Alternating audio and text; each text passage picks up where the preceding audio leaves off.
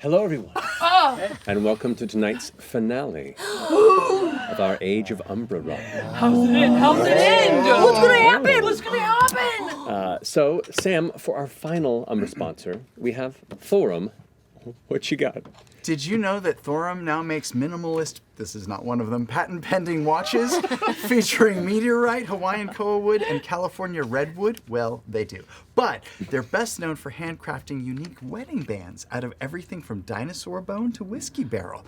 In fact, I have one right here, and it is so romantic. So romantic, in fact, that, wow, am I really gonna do this? Yeah, I've waited long enough. Marisha. We've known each other for, God, it feels like 5 years now. It's been 10. Okay.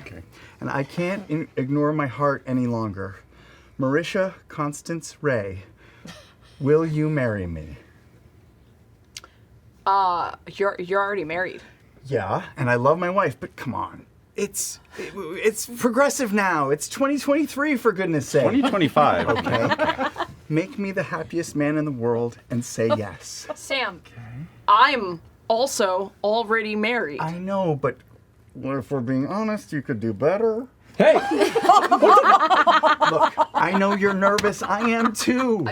But I know we can make this work. Here, just put this on and just see how it feels. Oh, this. Yeah. Put this on and see how it feels. So, okay, your plan was to get married right here on camera. Yes. Where are you going to find an ordained priest? Oh, yeah, that's my cue. Hold on. right. Yeah. Right. Oh, okay. Do you, Marisha Constance Ray, take this man, Samuel Constance Riegel, to be your lawfully Dude, no, stop it, no! Oh, but like, Thorum's the sponsor, so it's kind of a bummer to say no. Because they're sponsoring the episode. So, will you just read this paper and we'll get through the ad? It's not legally binding. Fine. It looks really good with your pinky. Yeah, it does. I'll get it to Right, work. yeah, make it stay. There you go. There you go. Pretty. So great. Samuel, my love, I was nervous at first, no. but when I heard about Thorum's free worldwide shipping, lifetime warranty, and thousands of 5-star reviews, the answer is yes. I, Marisha Constance Ray, will marry you. Ooh, I now pronounce it legally. You're legally married. No! Done. Whether you need a wedding ring, anniversary ring, or just want a ring that looks awesome, head to Thorum.com and use code Critical Role to get 20% off a truly unique ring. Matt, I think this also means you and I are also married now. Back to you. Wow. Oh, actually. I think it's binding. Yeah, it's definitely Congrats, binding. you three. Okay, you know? Well, then. Take see your that, ring? New York live show. I forgot to wear my wedding ring today, so I'm just going to put this on. Thank you. It's too big. Marisha, Ooh, but it's pretty. That's you got an really pretty. announcement. I do. You guys, Gen Con is nearly upon us. We're gonna have an action-packed Daggerheart panel. Tons of games of Daggerheart and solar gardens. Also our Daggerheart live show in Indianapolis and demos and sales. It's gonna be at our booth, which is number 2841. Come see Daggerheart in Darrington Press in person. Is gonna be great. Do it for one. Oh my God, we're married too. She seems much more thrilled. This is already all over AO3, by the way. And I believe we have another announcment. Yes, also. The Indie Live Show will be the first show using Daggerheart to be set in Exandria. I know. How's it gonna work? You're gonna have to see. But if you can't make it, don't despair. Our partner, Fathom Entertainment, is bringing it to movie theaters across the U.S. and Canada for one night only. Just the one, August 5th, 7 p.m., local time. Tickets are available for purchase at fathomentertainment.com/Critical Role. Did you I know. get it? This little bastard. I know. Not Fathom. Not Fathom, just the fly. Just the gnat. Just the fly. This marriage is off to a rocky start. All right, Laura, you got an announcement? We have a shirt. We have a new. Which camera am I looking at? I haven't done this yet. We have it! Featuring 4 of our Daggerheart ancestries. Same Check setup it as out. always. Whoa! Katari, Orc, Clank, and Ribbit. Woo! Find it now in the U.S., Canada, UK, and EU. Critical Role shops. No! How do we do it? Now there's With Get it off me! Look, I promised I'd make it simple, you jerks. Anyway. Sorry, Max. Oh, no. Thank you, Laura. Yeah. I think that concludes our announcements for this finale, and what a way to go. Oh my goodness. For all my friends and my 2 legal partners. Let's go ahead and jump into tonight's episode of Age of Umbra.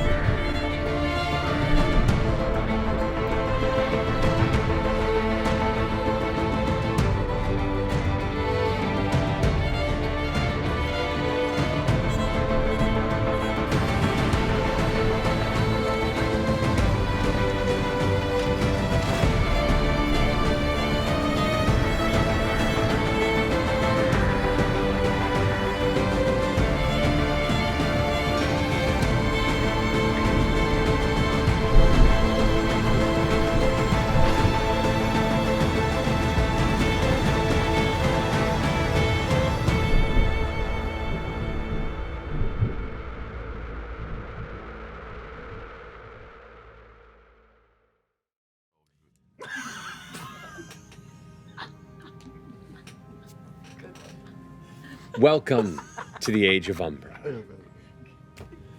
Last we left off, these survivors of the troop, enduring that have traversed much of the eastern edge of the Halcyon domain, pushed through Amber Reach, lost friends and others that walked into shadow, and have found just the 4 of them now trudging forward beyond the Ashcall Quarter, the Celsian Athenium, the Cinnabar Quarter, and then eventually through the Aurum Weald until finally you arrived at your destination, the Barrow of Blind Repose. A little battered, a little exhausted, you look at the heavily grown over sealed front door to this mountainous subterranean tomb, to the heretical saint of Eliar, of which the research back in Desperloch pointed to the possibility of a blessed branch might be an object that is capable of starting or restarting a sacred pyre, like the one that was destroyed back in your home village, leaving it vulnerable, while the distant shrieks of the Umbra continue to screech and echo on the horizon. So, as you arrive and settle in with your final destination before you, what would you like to do? Well, get this fucking map out, because I forgot I'm a visual learner. I guess we have to decide if we're taking a short rest or not. Yeah, we had this discussion, right? Like, it's final stage. Yeah, if we Save don't, point. I'm gonna die. Oh, really? Oh, you are? Well, no, I've got 3 hit points. We should do it. Oh. We should do it. But It's a short rest. The pros and cons, just to map it out. Yeah. We get to be refreshed, which is probably the way to go. So but does so does he. He gets fear. How much? it's almost like this system is a balance. For short rest, I get 1d4 fear. And- so I get one. and- I get 1 to 4 fear. He could When possibly to get 4. Anything with ill intent could close in on us. But one of us will clearly take a watch. Probably me because I'm the best player and don't need to repair anything. Whoa. Sorry? Okay. I'm pro short rest, but you guys, I could go either way. If someone has a Short health, rest. Short. We need the killer. but if someone has a health potion, I could be fine to go as well. I do, but I think a short rest would be. Let's do it. Yeah. Because then also I regenerate some of my abilities, my rest Yeah. abilities and stuff Let's like load that too. Okay. Might as well. Can I use my Slyborn, now the only Slyborn at the table, R.I.P. Oh, wait, he didn't die. He just left. My scoundrel abilities to roll with advantage to find a safe place to hide ourselves. Certainly. So if you wouldn't mind, go ahead and making an instinct roll to find somewhere here at the base of these peaks of the Idle Hollows where you will most likely not be spotted or hunted. Any unique thing to this roll, just regular? Just regular with advantage because of your ability. Okay. 4, 11, 12, 13. 13 with Hopesees. 13 with hope. All right. Sweet. So take that hope. Wow. It takes you the better part of about 10 or so minutes because these mountains are relatively sheer beyond the forest when the rest of the growing trees began to no longer hold roots against the rock. You find one alcove that's a little cramped, but it is kind of pushed inward and out of visual range of most anything along this mountain ridge. And with that, you all kind of settle down. You kind of step, it's to the point where, let's say a good part of the rain is being blocked from you, so you're not being absolutely drenched through your rest, just a little bit of a spatter, which is comfortable comparatively. And you all settle in to go ahead and prepare for the hopeful discovery of a blessed branch and in the beginning trek back home. So, who's doing what during this short rest? Gonna ding, ding, ding, ding, repair some armor. Go for it. So it's 1d4 plus 2, because you're tier 2. Then I will restore all of it without even rolling. Same. And I will restore some health. That's also 1d4. 1d4 plus 2. Then that will also restore all. Great. And that's it. That's 4 hope. Oh, you mean for fear? I'm sorry, 4 fear for me. It's my hope, guys. I'm going to spend 3 hope to use a little life support on myself and clear a hit point so I can leave one of the actions free to keep watch during our short rest. All right. And I'll post up outside of where we're resting, like kind of using them as bait and just keep an outside peripheral overwatch. You've got it. Misty? All right, if you're keeping watch then, I am going to clear my HP, all that, but so I'm full up again, and then I'm gonna add an armor, because I only have 1 that I cleared. So now I'm full up. So Okay. Tink, tink, tink, tink, So you repair up your armor and get it ready for the go. Feel much more situated in that regard, Brixton? I cleared my stress. I was also only down 1 armor, but that's my bag, baby. So I filled that back up. I still have 1 hit point that I'm down, but I'm rolling a little bloody. Yeah. While you're keeping watch and your eyes scan the horizon, you can see maybe in the forest outskirts, while you did manage to heal the Fane Warden of the core heart of the Weald, there's still dark things that lurk and hunt, whether Umbra touched or not. There's still just natural dangers that stalk the territory. You see flying entities that, at this distance, in this lack of late daylight, you have no sense of scale. They're either very close and big, or a little further and very big. Oh, jeez. Go ahead and roll a d12 for me. 1d12. There we go. I'll take mine. What is yours? A 10. A 10.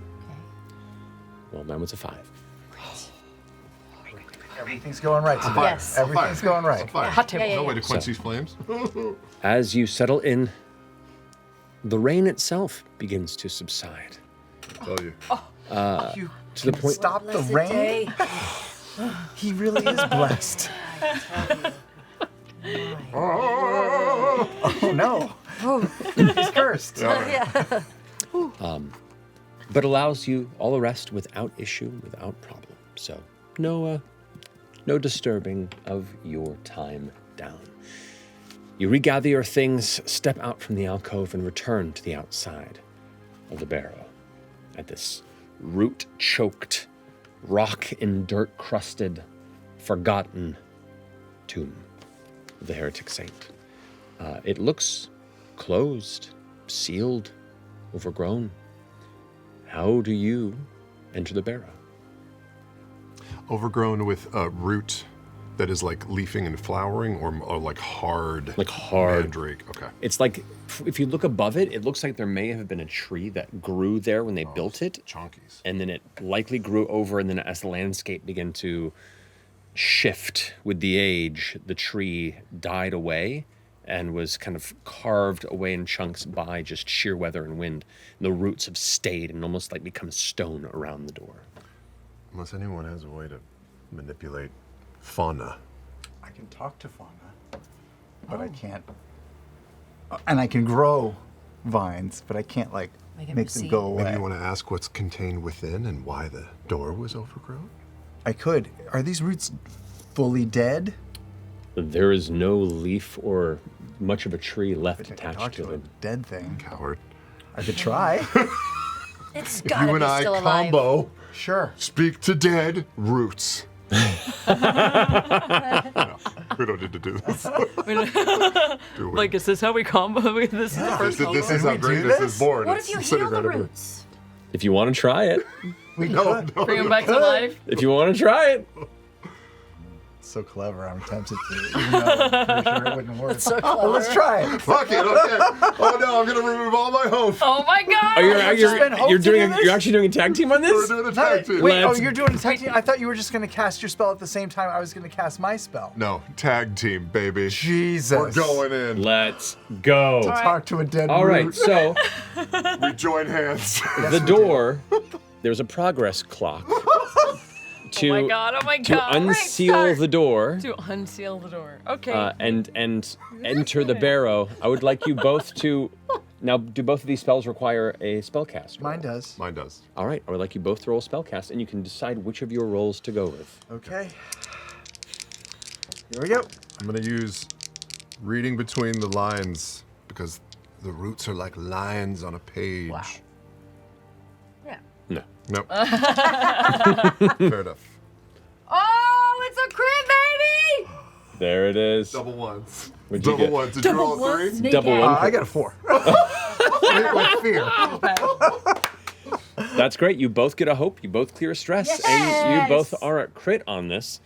As a critical success takes it down 3, and both of you got critical successes. That immediately completes the progress countdown. It's going too If you well. would, I'm nervous if you now. would both Yeah. describe to me how, okay, well, you know what? Let's roleplay this out.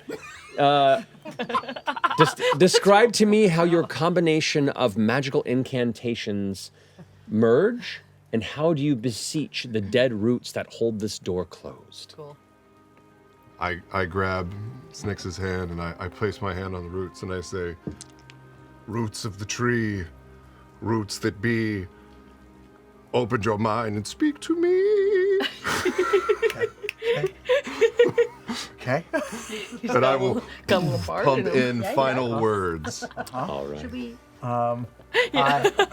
Building off of that, I will say to the roots, "Oh, roots that lie dead, please rise and speak.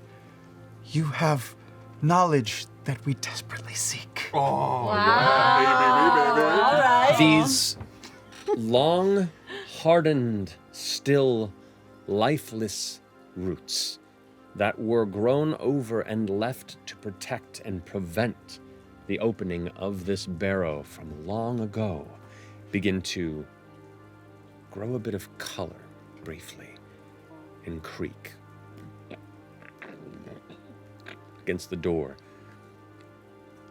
You hear this heavy creaking, like the sound of like a hard pumice stone being dragged across a hardwood floor. And through your magic, you hear the creak, which comes through as, I grew here before my purpose was sought. I was bent to hold, though not what I wished I am punished to hold this gate. He's punished. Through your magic, I will speak back to it and say, we cannot undo the years of punishment you've endured, nor can we free you from this prison. But maybe, if we're allowed through, we could restore hope to this wood, and maybe even shine a bit of light on you, that you may grow again. The creaking sound grows a bit louder through your ears, and as your magic merges once more, the facets of natural aether weave that flows through the life forces of the domain above and below merges with the divine spark that still kind of sits like a residue in the absence of the gods, merge to come through this dead thing and find its words back to your ears. I have no will to keep this gate closed. My spark is gone. If your intent is foolish or true, then the barrow is yours. The roots begin to crack, and you watch as the thick, matted cluster of leftover tree roots begins to break away.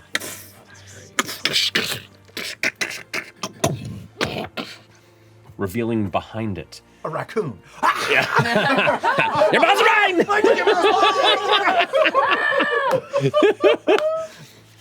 I told you.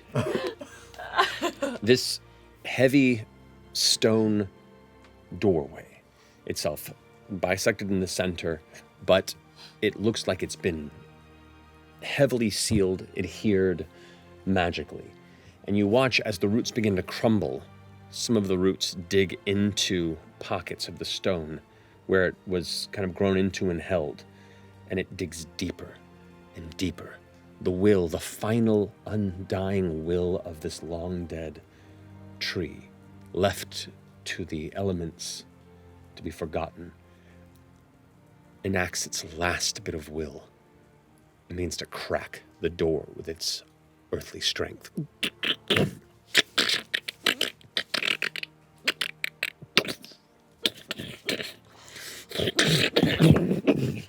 The door begins to crumble inward, leaving a good 4.5 foot wide gap where the top parts have crumbled in and stumbled down. You kind of step aside as someone begin to roll down the sheer incline or decline that you had just come up, kind of tumbling towards the edge of the forest.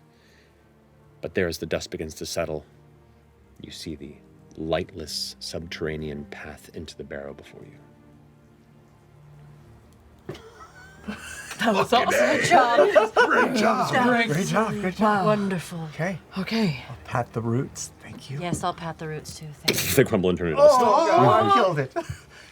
I guess we go in. I'll pump a little divine energy into the tip of the bone-hooked glaive and just sort of hold it out like a torch as we head into whatever lies beyond the door. We actually made it. All of us alive. All Every of us. single one of Every us. single Every one of Yes. my memory's a little. I think it was the woods, whatever that mist was. 4 started out. 4, right? 4. Okay. Razor's a bitch. Now remember, once we get in here, stay near me. As long as you're near me, I can protect you. Our shield. I am your shield. You are my shield. Yes. Stay near me, so I can blame my farts on you.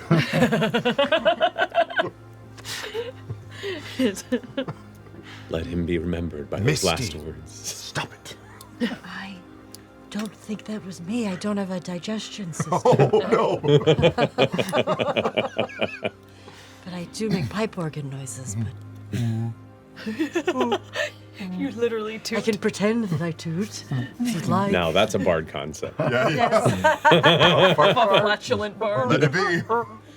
The Flatulmancer. That'll be a subclass for That's Daggerheart a down the road. yeah. Yeah. Homebrew kits. Daggerfart? Daggerheart? Oh Right no. on the cover. Yes. Alrighty. Yes. So do you enter the Barrow of Blind Repose? Yes. Perfect.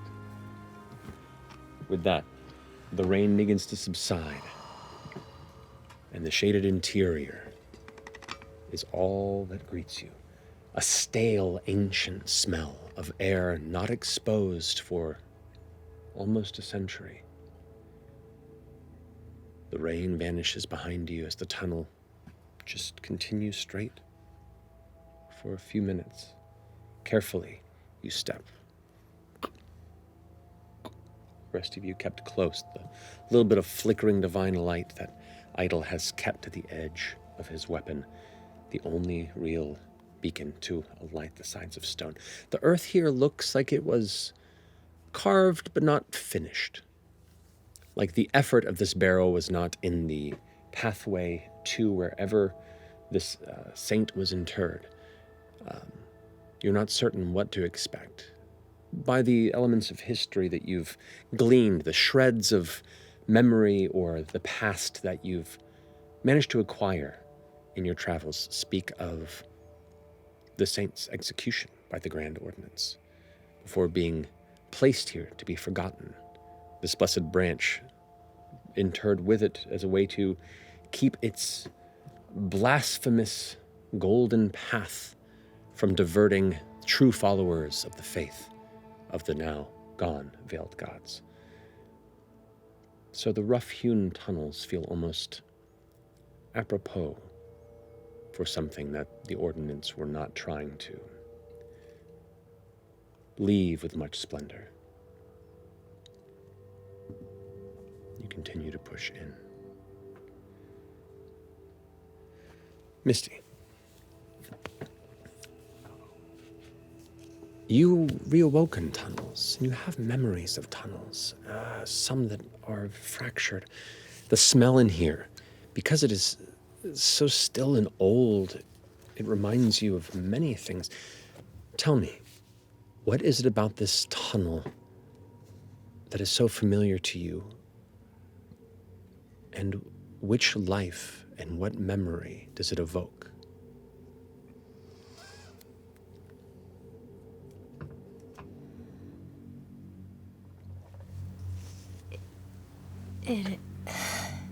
It is my spirit's memory of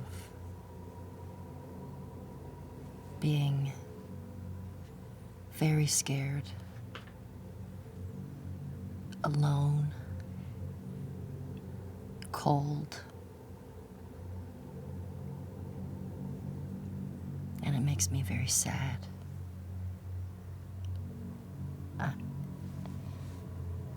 I know that I've lost people that I love in a place like this. But there's also that part of me that knows.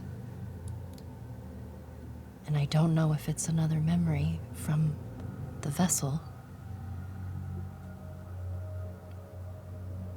But I know that there's comfort in the vessel as well. Comfort in the vessel. Comfort in something of divine origin. This sadness, this sensation of loneliness that you feel and lost in this memory. You look up beyond the path, and for a moment your friends aren't there.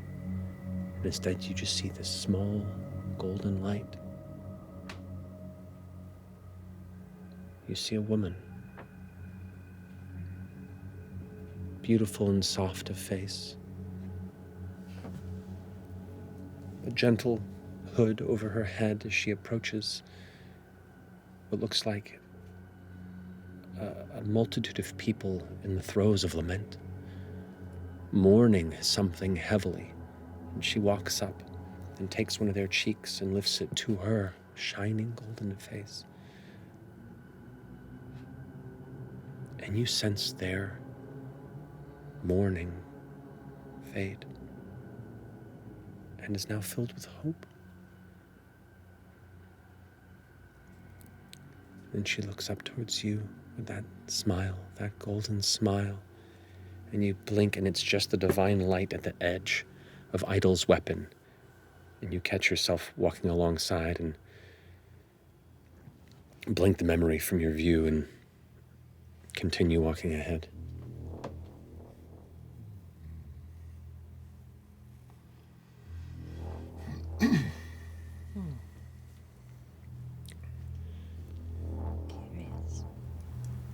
Brixton.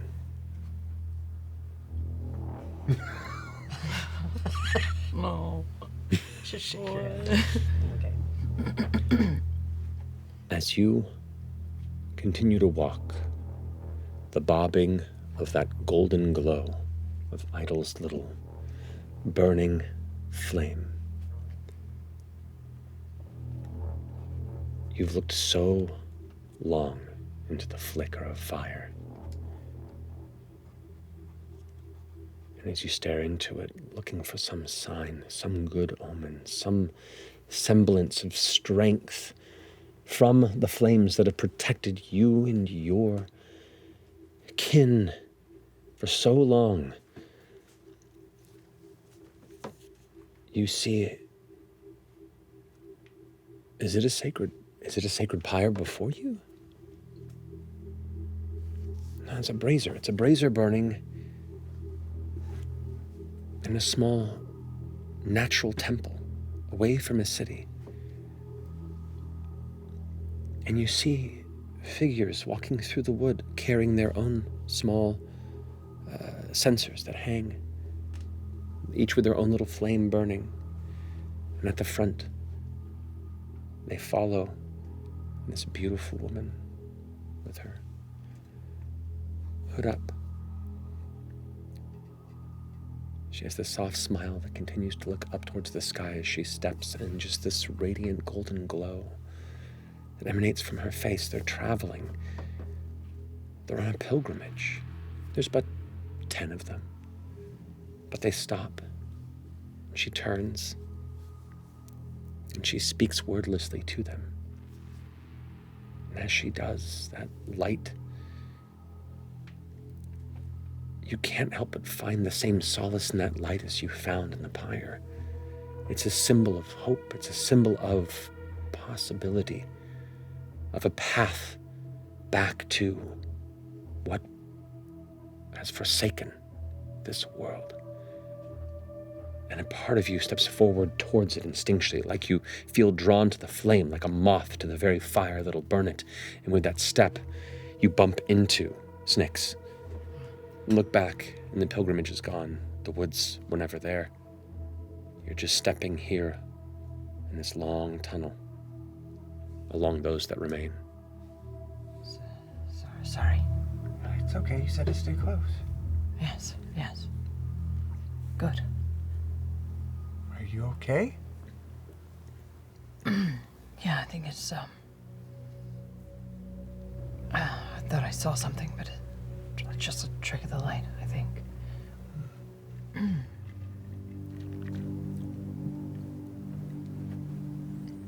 Brixton.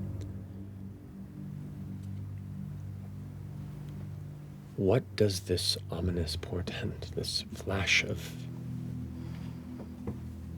history that's not yours, flicker on in your memory? What was the last piece of true hope that came across you before you left for this journey? Last piece of true hope. What a good question. I think Brixton has a hard time seeing this saint. And it almost reminds her of the Ember Warden Sheena, in the look in her eye, and what little ounce of hope that she had left. She invested in Brixton and put the weight of what world that they know onto her shoulders. Maybe a bit self-imposed, and maybe a bit inflated even from Brixton. But nevertheless, those words were said. Brixton was to bring us salvation.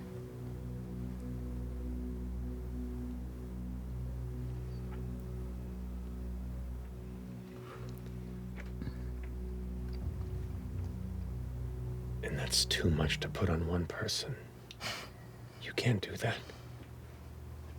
You've come this far and lost so much, and here you stand in the face of history and destiny, and while for so long you thought you were chosen to walk this path, you look at your hands, and for the first time you see that you're just a woman.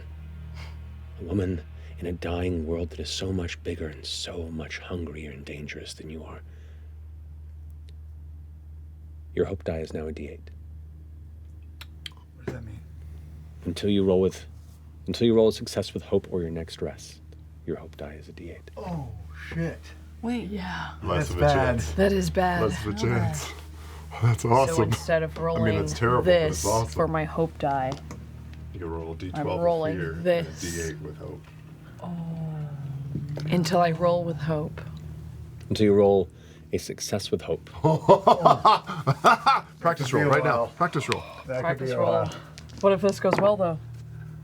It did not. It's gonna be hard. Nope. Narrator. It did Or not. did not. my God. Did not. Okay, all right. Snicks. But Brixton, Yeah, ignore it. No, yeah. Ignore it. But Boy, Brixton- Brixton, that's bad. she shares this burden, though. She's got to know. She shares this burden. She's made it this far with her only companions. The only four The people only that she four left people with. that she left with. So Idol disappears. she, yeah. Oh, shit. Was there another? She has to lean on. She does not share this burden alone. Isn't that right, Snicks? We'll find out in a second. As you look towards Snicks, Snicks's vision is elsewhere. Snicks, you, as a person who has traveled alone across much of this land, knowing how dangerous it is, you're not a person who's used to just looking ahead. You look ahead, then back, then right and left, then up, and anywhere danger could be. And here you can't help but instinctually kind of step to the rear of your more defensible allies, waiting for your moment to strike with the most efficiency. But until then, you're just afraid of an ambush. And you look ahead to the light, you look to the side where the cavern walls are, and you look where you came from. And as you turn, you see a light like the tunnel ends about 10 feet away from you. Daylight, just beyond there. In this mid-golden day hue, you see shapes, shadows in the distance, 30 feet away on this massive precipice. This beautiful, polished white platform. You can see and recognize the distant towers of Amber Reach, not yet fallen to the degree they were as you've traversed it in recent times. And there you see, on her knees in chains, a beautiful woman, her golden face glowing as she just looks up to the sky. Surrounding her, you see other heavily robed figures, adorned with golds and reds. They shout soundlessly, a commanding judgment. And she doesn't hear it.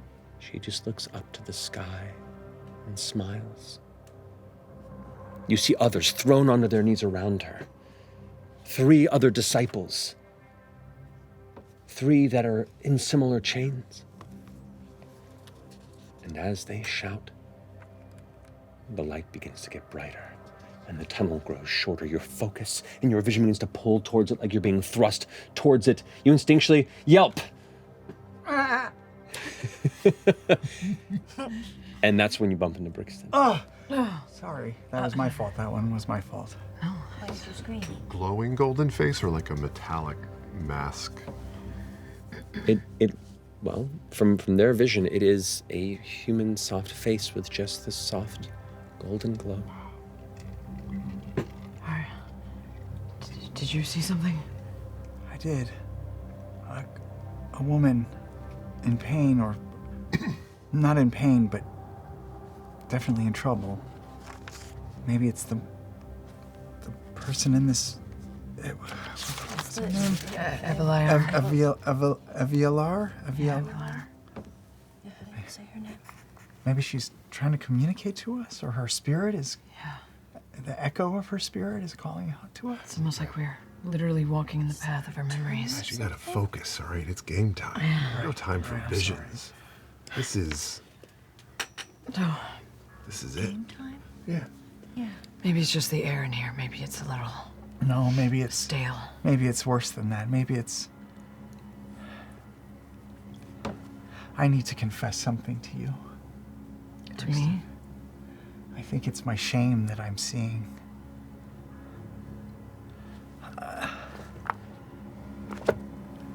Aliana. What? What about her? I don't know what about her.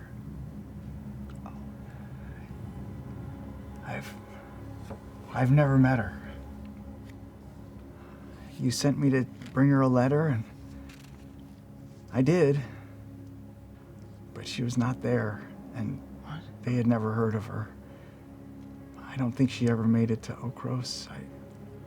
I didn't have the heart to tell you that she's probably been dead for years. That's not true. You're lying. You said you've been there. You said she had a garden. You said she had a garden.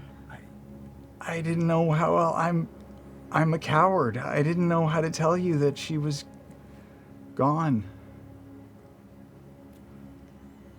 I wanted you to have some hope. But the letter. You wrote the letter. All of them.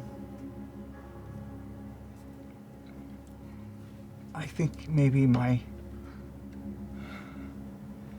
guilt or something is being magnified by the walls, or I don't know. I just can't go into this without a clear conscience. I just know that everything I've done is out of fear. I couldn't save my friend, my Whomper. I couldn't tell you the truth. I couldn't face my fears. Some asshole's been chasing me for a year, and I've been running. What? Maybe I shouldn't be with you guys. I don't know. I don't know. Who's been chasing you? Someone from Amber Reach, one of the warlords there. That was his package. The case? Yeah. Tongue? I didn't know it was a tongue. Well, I kind of stole it from him. You stole it from him. Are you even a messenger? Yeah, I Or do was. you only deliver lies? Okay, that's fair. I was a messenger for him for many years. I worked for a group called the Phantom Stride, but I've been on my own for a while, and I'm doing odd jobs for good people like you, and you deserve better. All of you really are. You're such nice, holy people. Like you believe, and you might be a god. I don't even know. Something. I don't know. You're something. You're something. a relic from the past. And you have the magic of divinity. Yeah. I'm just a liar. I am a god. Well, okay. You're not a... You are a liar. You've lied.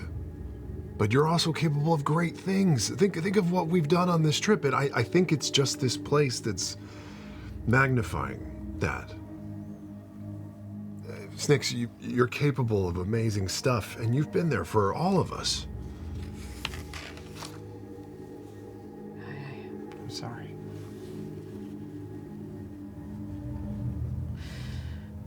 I understand your reasoning. I actually do. No one wants to deliver bad news in this world. Thank you for telling me. I think I will still need time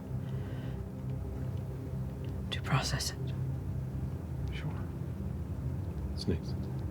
I would like you to make an instinct reaction roll for me, please.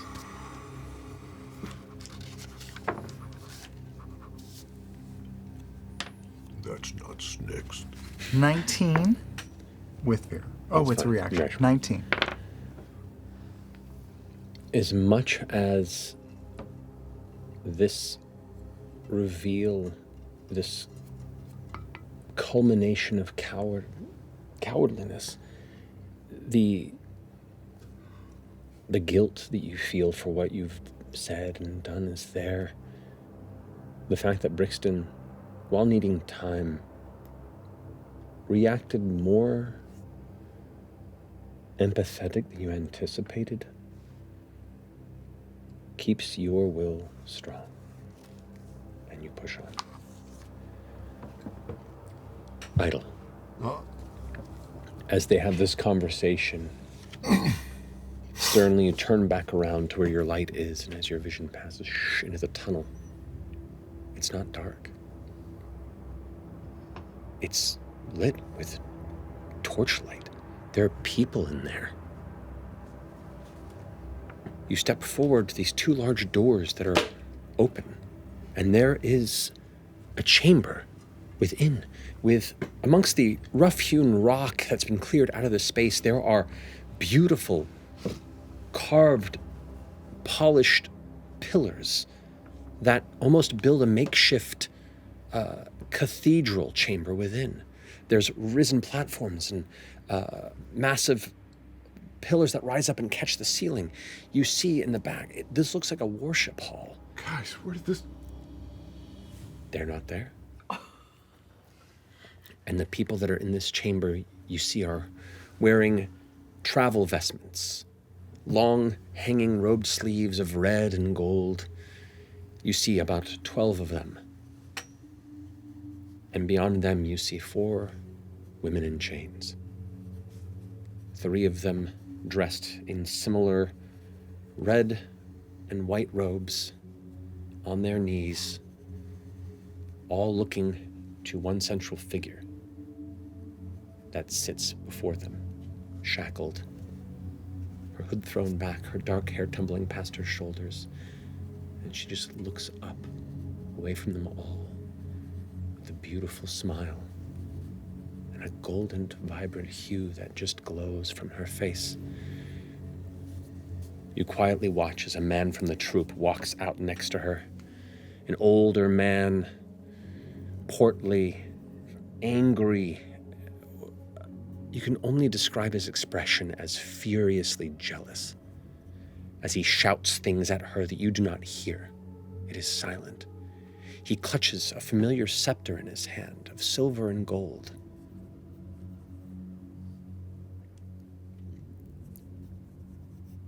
And he points a finger down at the woman's golden face.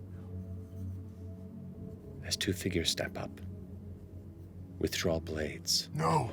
And begin to carve her face away. You shout no and rush forward, and the light at the end of your weapon flares for a second, and the room is dark once more. The rest of you watch as Idle shouts no and steps forward and stops, just as you come upon this open double door into an interior chamber. No more messing around. It's game time. We gave the scepter back, right? I mean, not back. We bartered with it? Or did we keep it? I have the scepter? Yeah. Yeah, I have it. Take it out real quick. Okay. Does it look like the same silver and gold scepter from the vision? I just saw somebody use that. And 2 other zealots stood up behind a woman with dark hair and a face shining like gold, and they carved her face. And one of them was holding that scepter. Oh, God. So it's a bad thing? I mean, I know it's a bad thing, but it's a real bad thing. Maybe it's good we kept it. Wait. That scepter was in the box with the tongue, Yeah. right? Yeah. Yeah. So Whose tongue is that? You said you saw her. Elias? Is that what it was? The scepter of Elias and... Scepter of Elias and That's what it said on the this is small Saint placard that came with it. Evelar? Eveliar? Eveliar. Eveliar? Eveliar. Eveliar. Was that Eveliar's tongue? The room that we've just walked into, is it like the one that was in my vision or more? It is the room in your vision. Oh, shit. But a different time. When you saw it, it was recently completed, fresh, candles lit around, like some sort of ancient rite or ritual was about to be conducted. Here, as you step in, it is dark. It is still. It smells a forgotten, ancient nothing. You look about the ground and there is crumbled shale. There are blackened spikes of unnatural rock, emanations from the umbral effect on some deep subterranean elements. You can see the pillars stand, but roots have grown through and surround elements of the ruin nearby. You see the candelabra and all manner of candles that sit around, only slightly melted, since who knows how long they were lit for a ritual that may have been conducted here. And amongst them, skulls. Many skulls. Dozens. Maybe 100.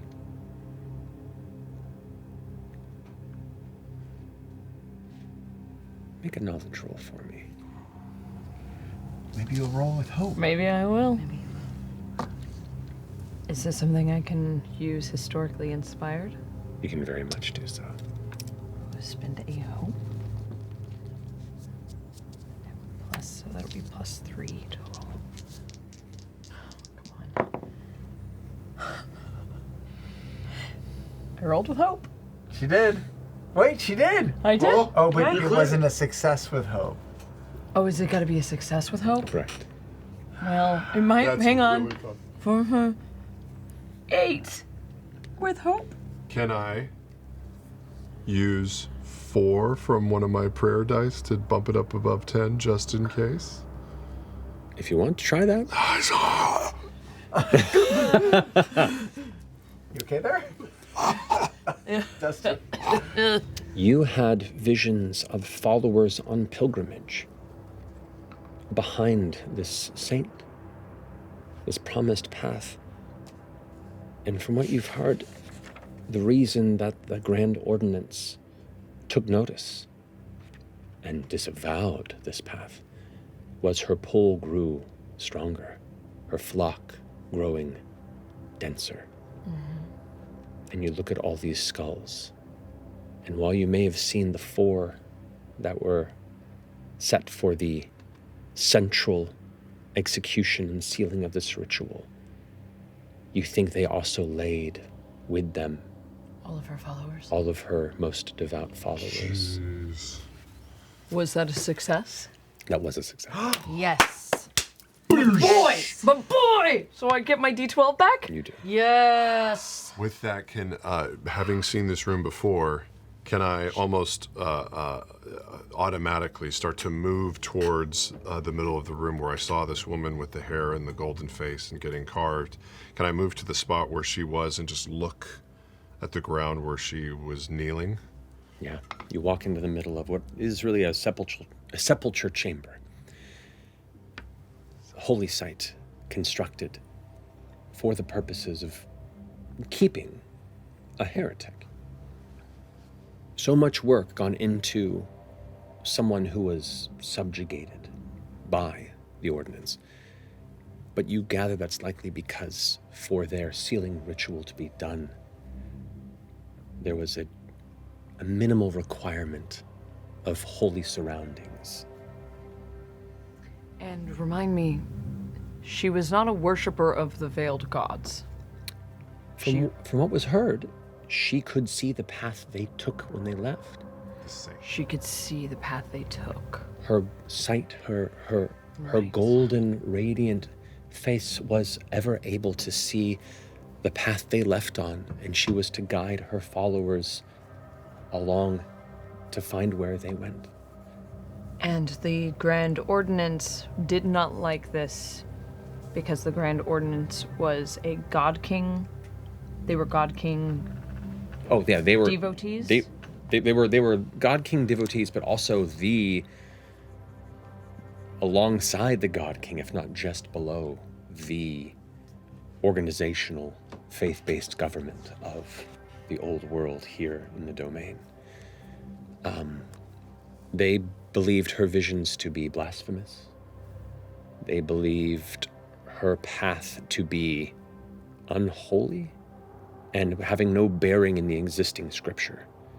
So from their standpoint, her path could only be an unholy one.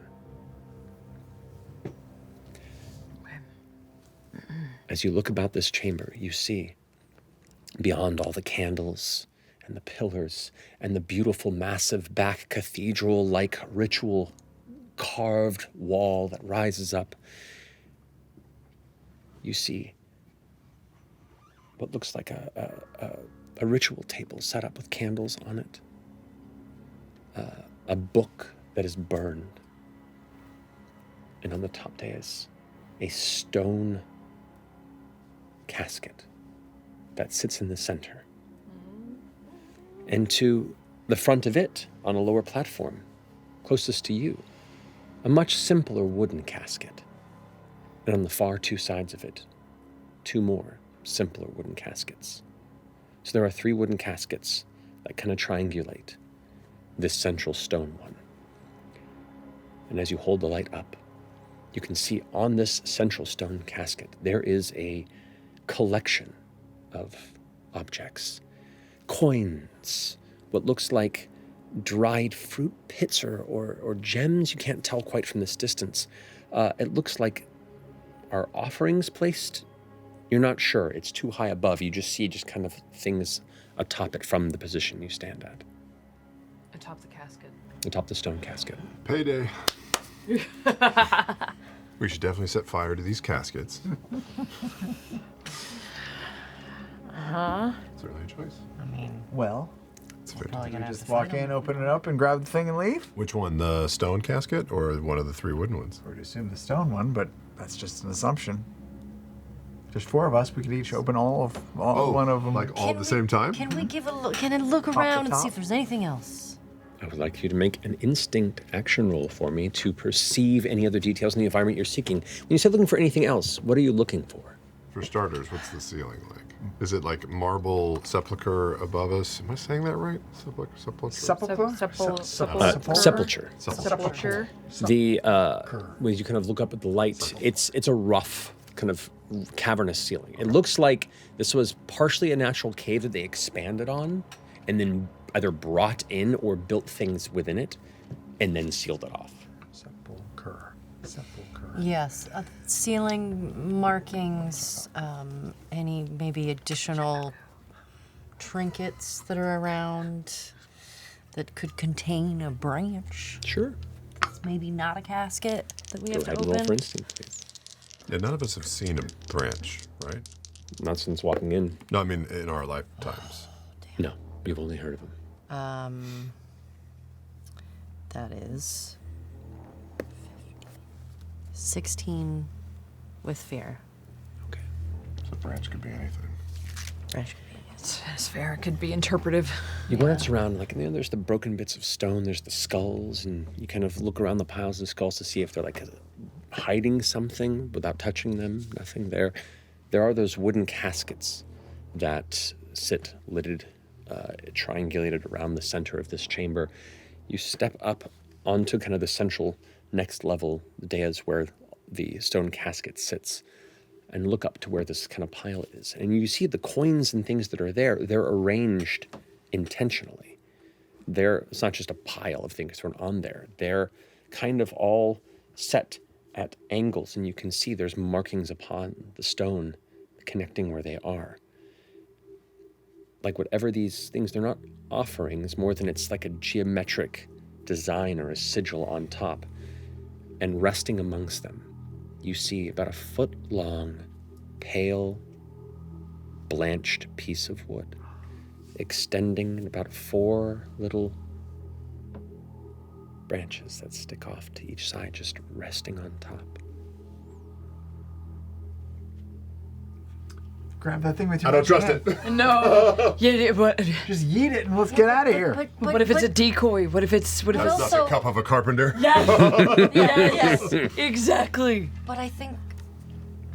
What is supposed to light it? Blood? No, wait. I think if you set Blood puts it out. fire to it, it maintains its flame. Yeah. Right. What if it's like a special fire? They have to. I don't know. You're a can't just be the fire branch. keeper. You know what starts it. We would have to take it back to the pyres. I will say, not even having to roll. Think this. Your whole life has been the lore of the sacred pyre. The branch, when it is ignited, becomes a sacred pyre. Okay. So to light it here would build the pyre here. Which would be dope. So no 'cause we fire would be magic. safe. No fire magic. Here's just the 4 of us for forever. Start a new. So the new colony. Just saying, goat people for all. Guess we just have to make a lot of babies. Is Sorry. there a Stony goats. Is there a particular shape to the coin? Any Yeah, sort of rune or whatever? It something looks. that we It can definitely recognize? looks intentional, and the arrangement of it isn't symmetrical. But it isn't just like a pile of coins tossed. It's like there's like 2 here, then a third one about 1.5 feet in, and there's one over here, and you can see like a slight drawing of like a bit of a soot path that connects one to another and a very well made circle. Whole sigil circle. Yeah. And this is on the stone casket. On the stone casket lid. And the branches are sitting right there. Yeah. Can I go over and you're supposed to? Can I hold my hand above the branch and just feel? Can I make any kind of a magic read? Is there anything emanating from the branch? Anything like that? I had deja vu. you So can- crazy right now. Do you really? Weird. They just changed You something. could either they just updated the matrix. You can either roll instinct to sense it instinctually, or you can roll knowledge to analyze it based on what's visible in front of you. I'll go instinct. Okay. 16, 17 with instinct with fear. With fear. Okay. You tap once more into that little spark of golden power within you. And as you reopen your eyes, indeed, where the lines are there, they are connected by an invisible divine sigil. There is a protective ward here. When they interred her, they believed that whatever power she had should remain sealed. That no one should be able to free her from this and let her build her flock a second time. So they made sure when they executed her that they also bound her here. And this branch is part of this binding. The hallway that we came in through, is there like a door? Did we pass through a door? You pass through an open door that leads in here. Open door. I don't like that. I feel like if we touch this thing, the door is going to shut or something. Should we try and wedge it open? Maybe. Okay. Are there any pews, boulders, rocks, fallen shale, anything that we There's no pews here, but I mean, there are some larger pieces of rock, some very big pieces of rock that have just kind of fallen in over time, but those would be far too big for you to move. But there are some sections of stone about this big that you can try and wedge and hold the door in place. do that? Yeah, I'll do that. Okay. Sure. Okay. Try to move some stone. You can go move some stone over and put it up and kind of We create could like a also half try to stay barricade. behind the door, and I could just mage hand, and we could stay on the other side of it. Magic far? hand, magic hand, magic hand. How far does your magic hand go? Far. It goes. Far? Strength is your own with far range. Is the door far range from the stone casket? It's a little bit further away. Oh, let's see. Well, I could stay I inside. think we just grab it. I think we're overthinking this. You do? Yeah, sure. You're crazy. I'm worried about the wooden like- caskets more than the main one. There's no like we're gonna lift this thing. It's gonna break the seal. She's gonna bust out of here. Yeah, She's yeah, gonna have that's no for sure. face. She's Okay, gonna. if we grab it, let's be ready though. Let's spread out. Stay near me. Well, okay, but then what if Triangulate. like big attacks that affect all of us could happen. All right.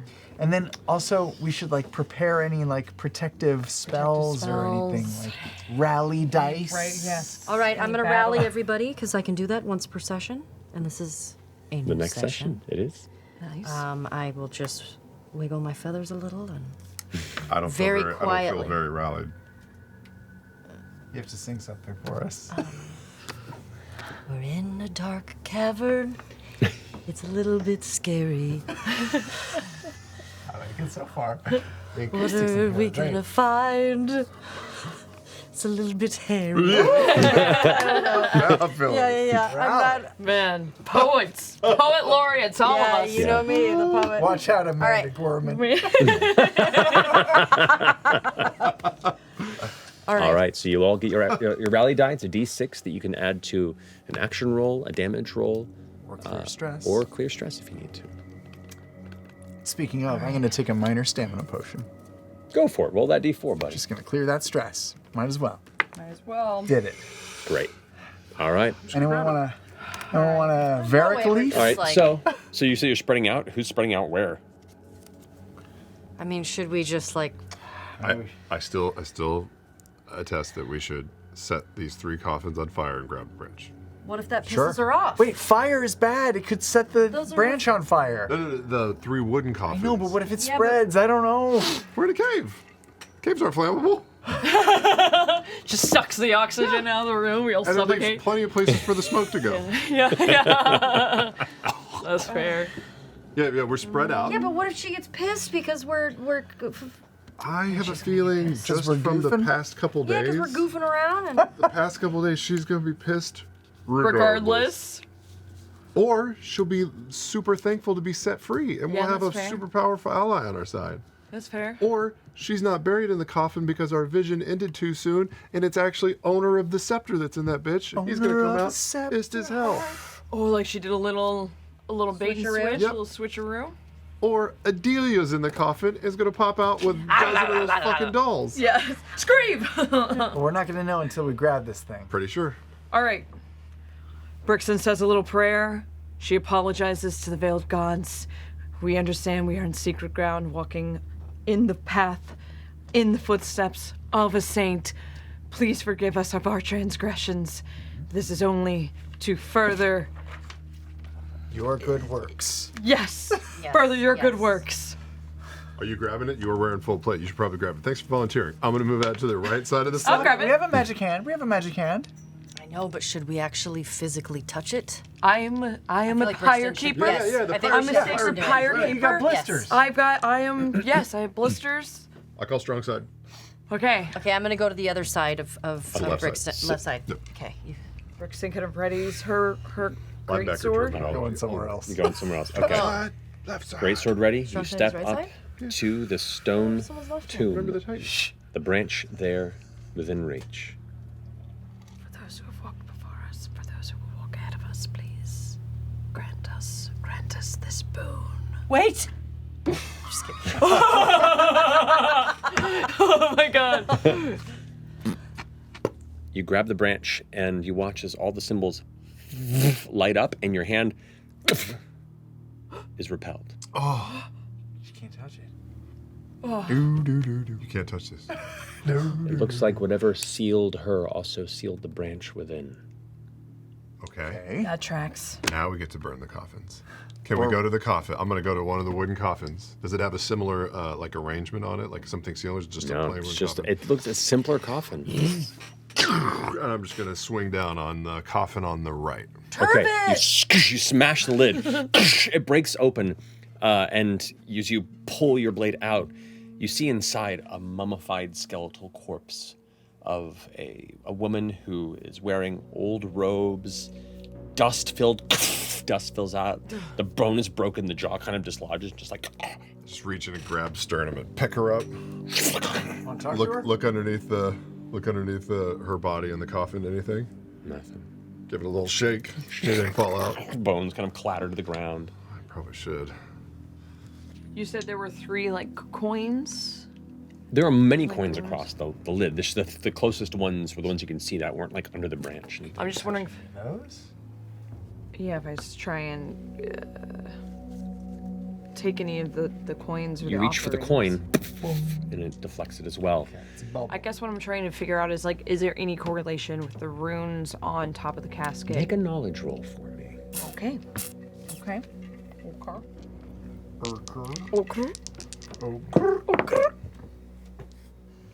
Okay. That's gonna be 14 with fear. 14 with fear. You, looking at this, you don't see any correlation necessarily beyond just the sigil that's marked there.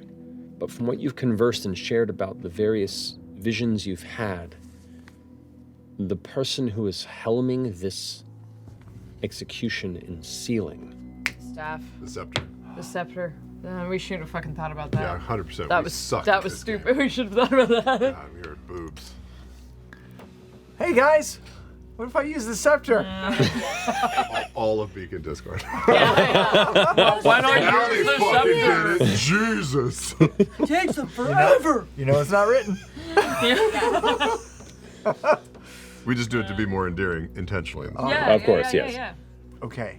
So we make our audience feel more intelligent. Wait. They're ahead of us. I walk over to the other coffin. Flip up the other lid. Another dust-filled, long, Third rotted one, corpse. just in case. Yeah. Another one. Raccoon. Same thing. Okay. Same thing. What just- color are their robes? Do the Red and colors gold, on? right? Yeah, red, mostly red with like gold bits, and you can see there's like their hoods or like headdresses that kind of set back in the bottom, like where the skeletons were, just like kind of these like triangular headdresses that kind of settle there. Might have been part of how they were interred, but they're just dead skeletons. Is the wooden coffin on a stone dais or anything, or just like a wooden frame? Like, could it be dragged, the coffin? I mean, you could certainly try. I'm gonna try and drag one of them to the other one, just to like bunch them up, just in case they wake up. Okay, so there's the three of them. You kind of drag the two to the front, or to the where do you drag them? To the middle, to the middle room, so that they're close to where the stone one is. Okay, so you pull them all kind of in Bunched towards up, the center. yeah. You got it. Okay. You know, just so they can all be together. Yeah. Well, it's just one baby. Now, the one that you shook, did you put it back in the coffin, or did you just throw it across the ground to scatter? Sort of set it up against one of the columns like Halloween. No, I just put it back respectfully back in the Okay, coffin. fair. Okay. After I gave it a shake. Sorry. What do I do with it? Shoot it? Shoot it at the... I think you try and reach through the bubble, see if it. Like, while holding it? Yeah, maybe It casts magic. see if it lets your hand through. Yeah, but like, am I aiming for... Like, I'm not aiming for the branch. Just try and grab the branch with the scepter in your hand. See if your hand gets through first. All right. I guess I'll hold the scepter in one hand and reach with the other? Sure. Okay. Your hand is unimpeded. Definitely not a negative effect. I will pick up the branch. Replace it with the sun. You have a blessed branch. Oh, we did it! One dagger. And as you pull it away, you watch as the magic of the sigil, of the seal, as the branches are removed from that like faint field of blue that prevented you from reaching it. That as you pull it from that sealed field, it shatters, almost like a piece of glass that then dissipates into mist. The temperature drops about 20 degrees, and all the candles alight with purple flame. Glade glows. The chamber begins to glow a purple-red hue as all the candles are burning brightly around. The chamber immediately comes to life. There's some strange dark presence. You watch as the shadows in the chamber begin to move. Like you're watching a black mist pour out from underneath some unseen doorway. Spilling into the three clustered coffins and spilling out from the inside of the stone casket. The stone lid explodes off into 100 pieces. Whatever was scattered on front, scattering against the walls. You kind of guard your eyes and back up as you now see corpses rise from all three of the stone caskets, and then one or 3 of the wooden ones, and then 1 from the central. You see the corpse from the middle one. Burial dressings merged with bone. The 3 that were in the smaller ones themselves, the red coloration of the robes begin to pull taut and grow slick, almost forming muscle and ligaments that attach to the bone.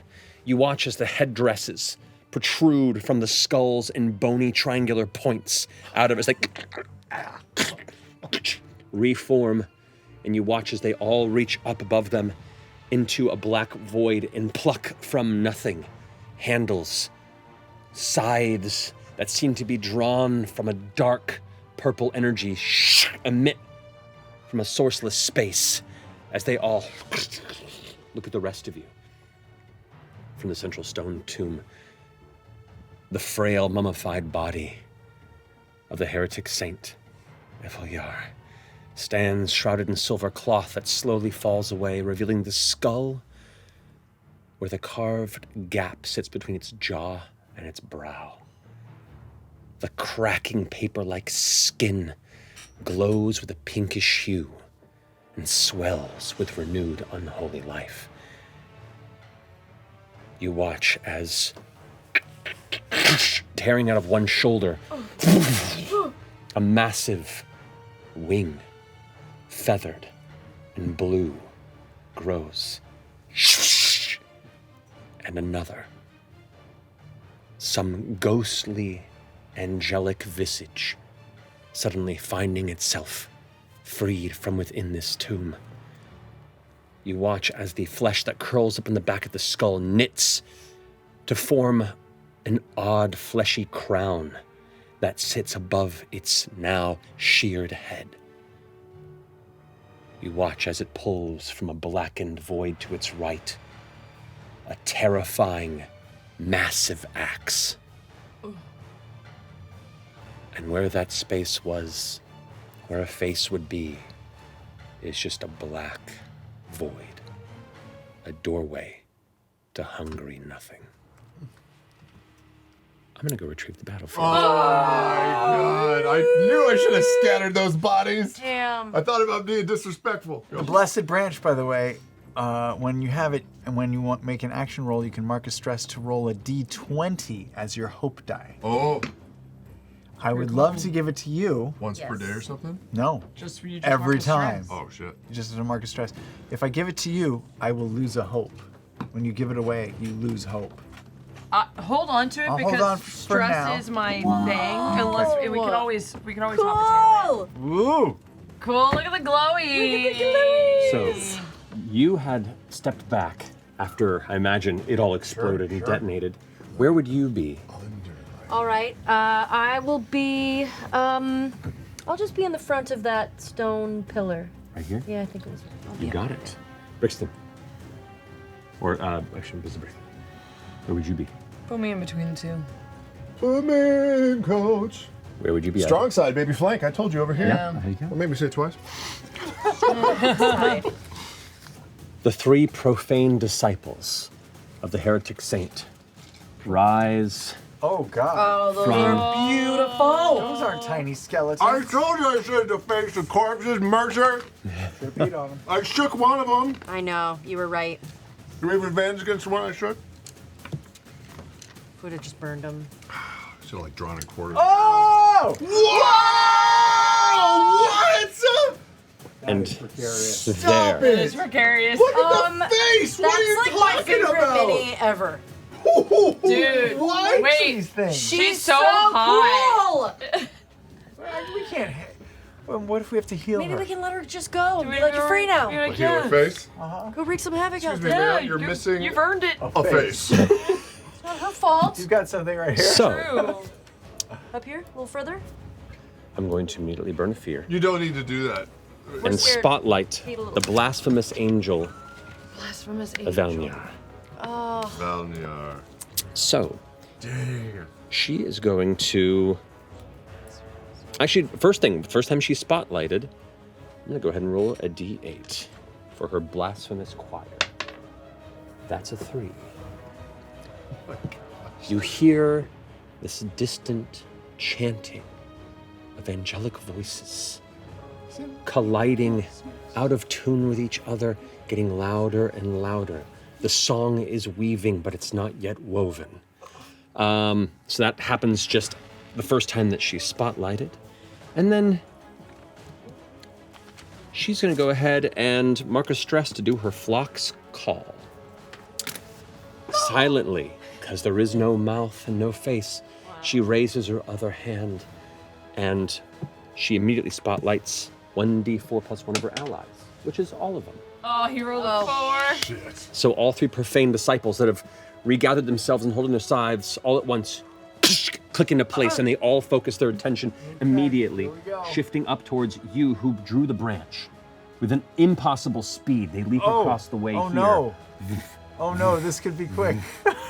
And rush in towards you, Snix. This could be quick. Now, all of them do half damage, because they all, as part of this ability, they all go at once, but they also only do half damage. But that is 3 attacks against you, Snix.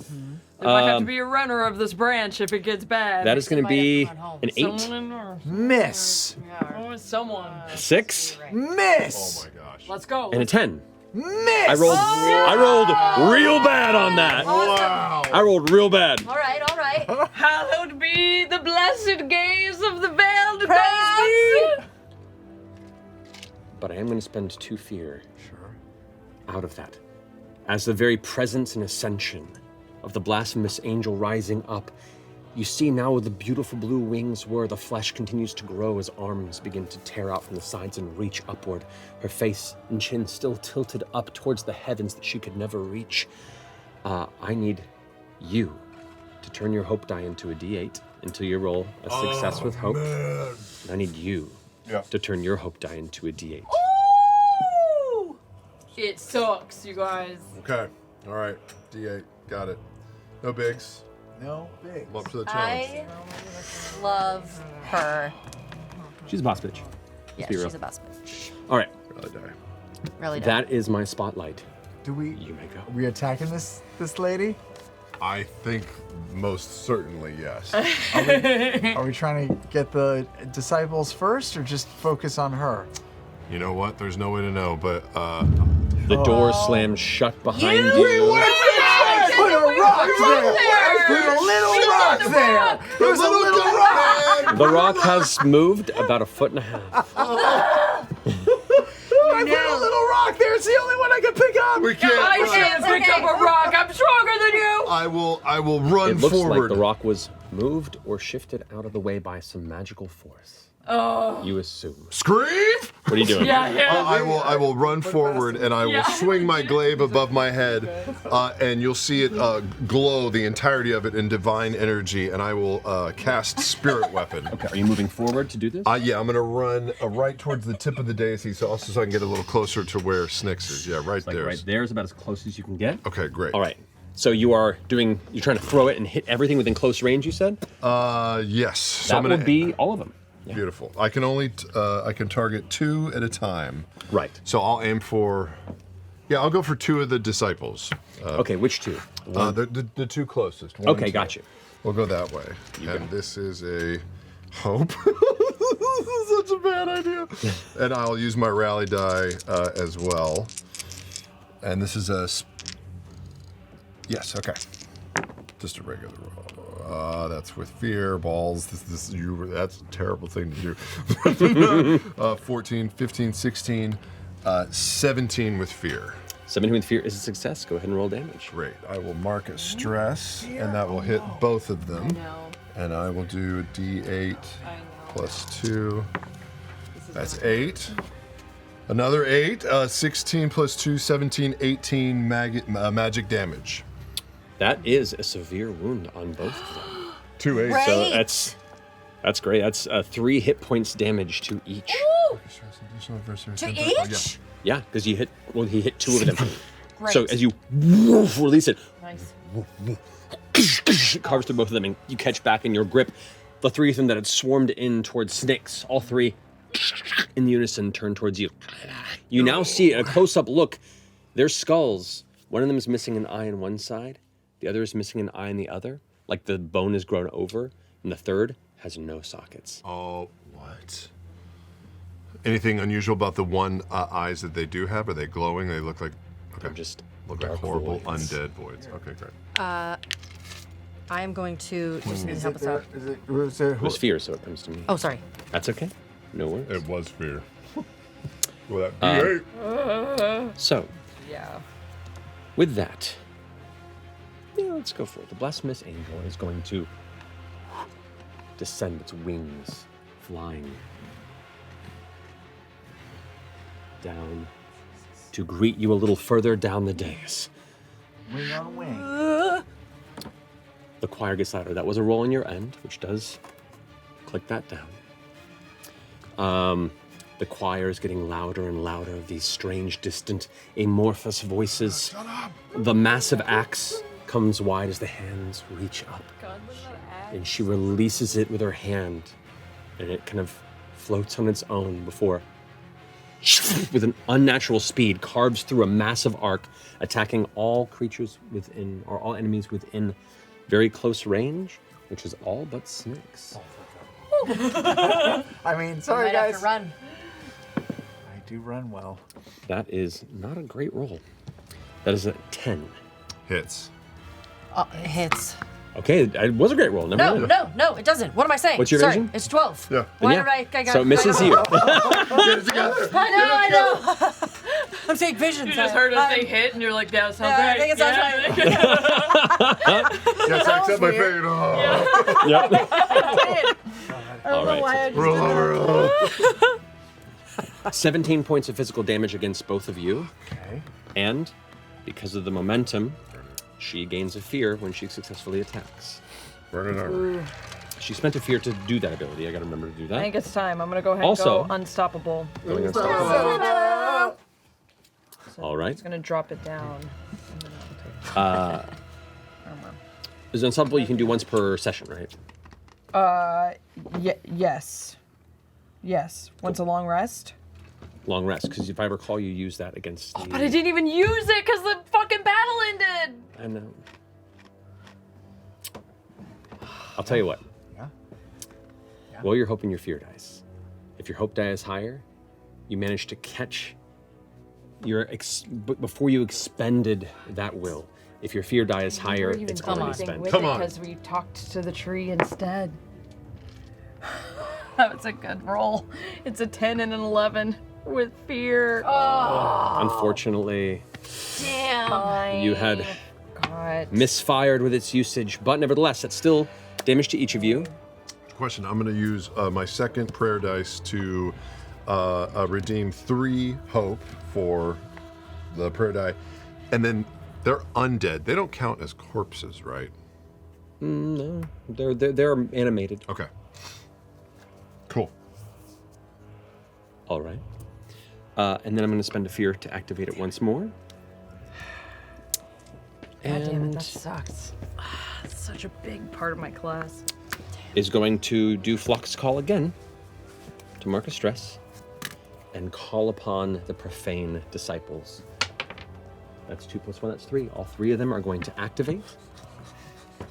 This one's going to shift behind here. Gilly Billy and Lily. That one's going to attack you again. Go ahead.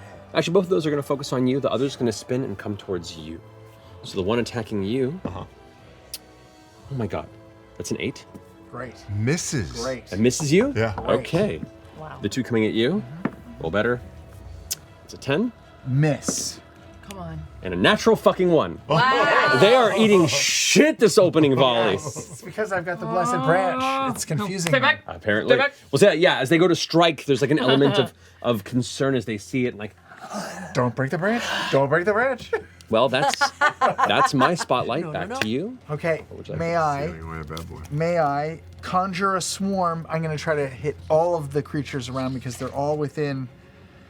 They're all within close. Is it close range? Is that right? Am I reading that right? I can make her vulnerable. You should. So, You have to roll for it. no. Yes, within Yes, I close range. I'm going to go No. ahead Yes, I do.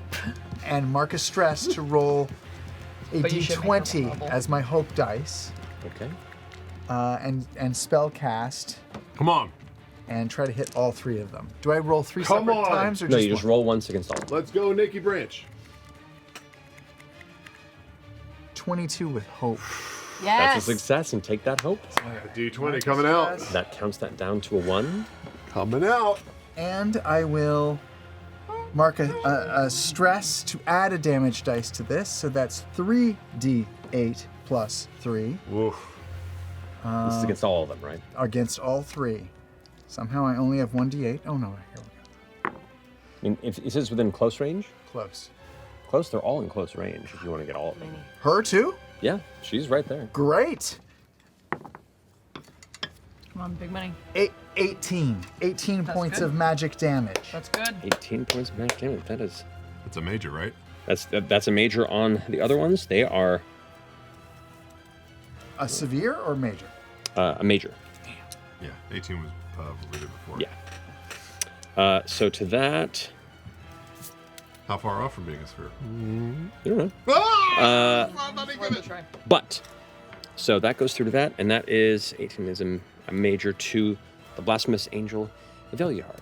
Now, as a reaction, the profane disciples are all going to mark stress for whenever Eveliar takes damage from an attack within very close range of her, which you are within. Well, the point you're coming from is within very close range, right?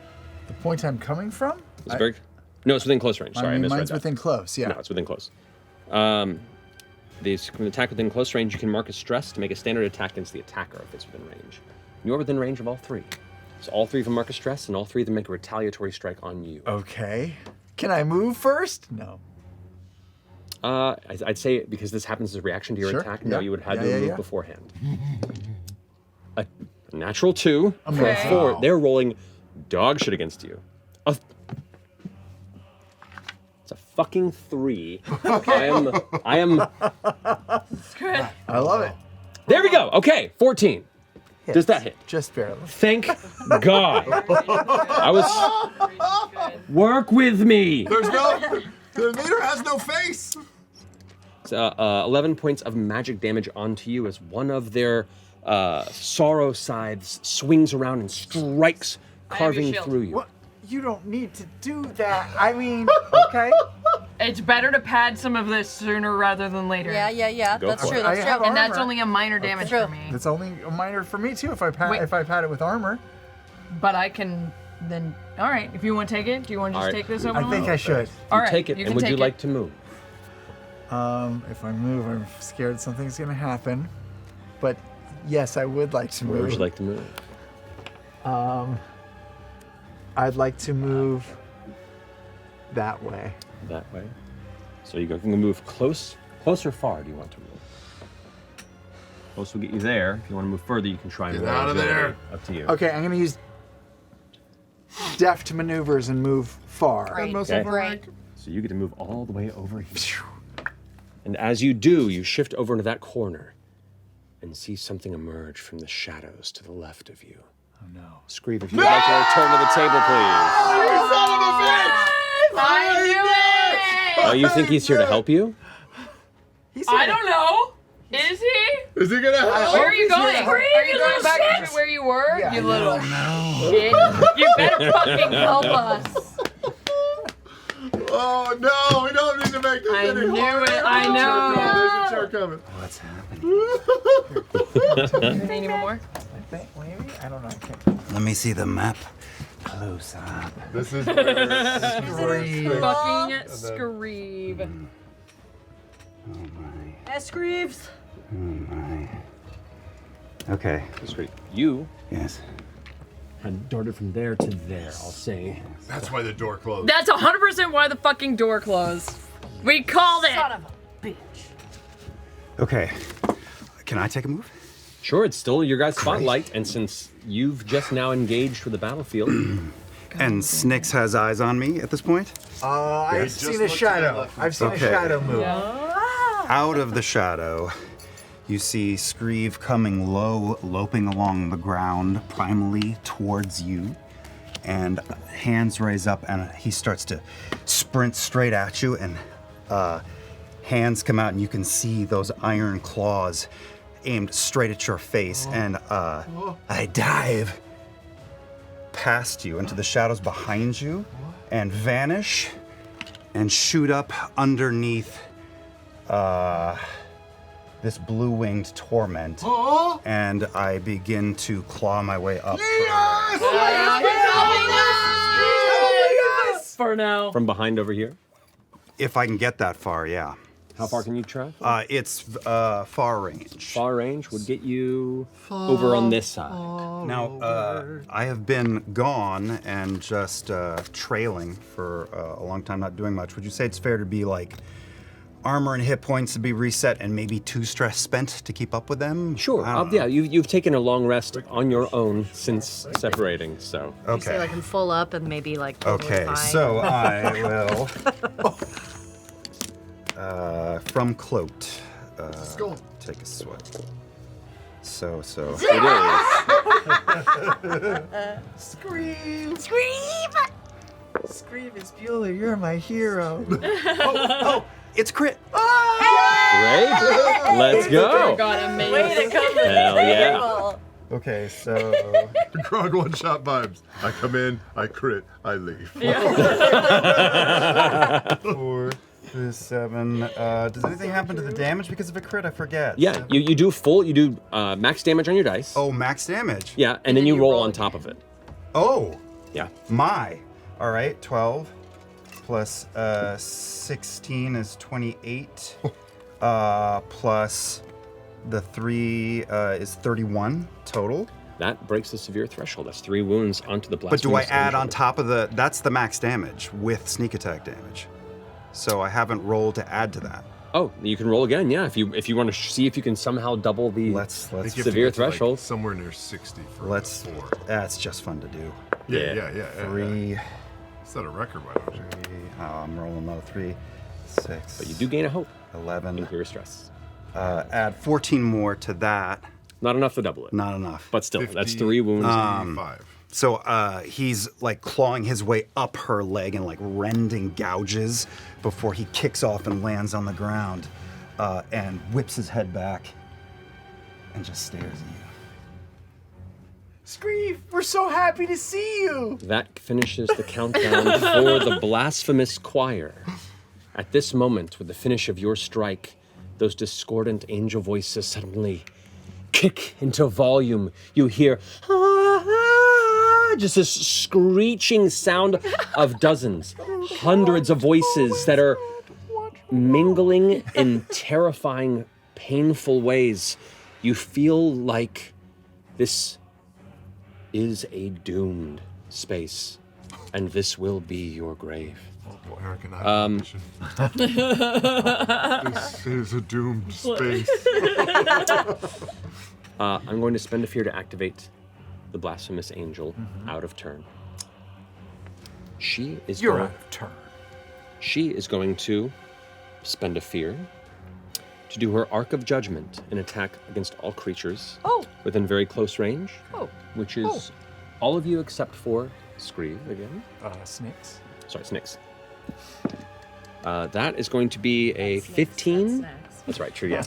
It's 15 hit? Yeah, for sure. 15 hit you, Yes, Screeve? yes. Alrighty. Arcane So- Judgment. Arc of Judgment. Arc of Judgment. That's cocked. Okay. 17 points of physical damage against all of you. The angel gains a fear because of the impact. Now, while this choir of discordant voices is playing, covers an area within far range of the angel. Shit.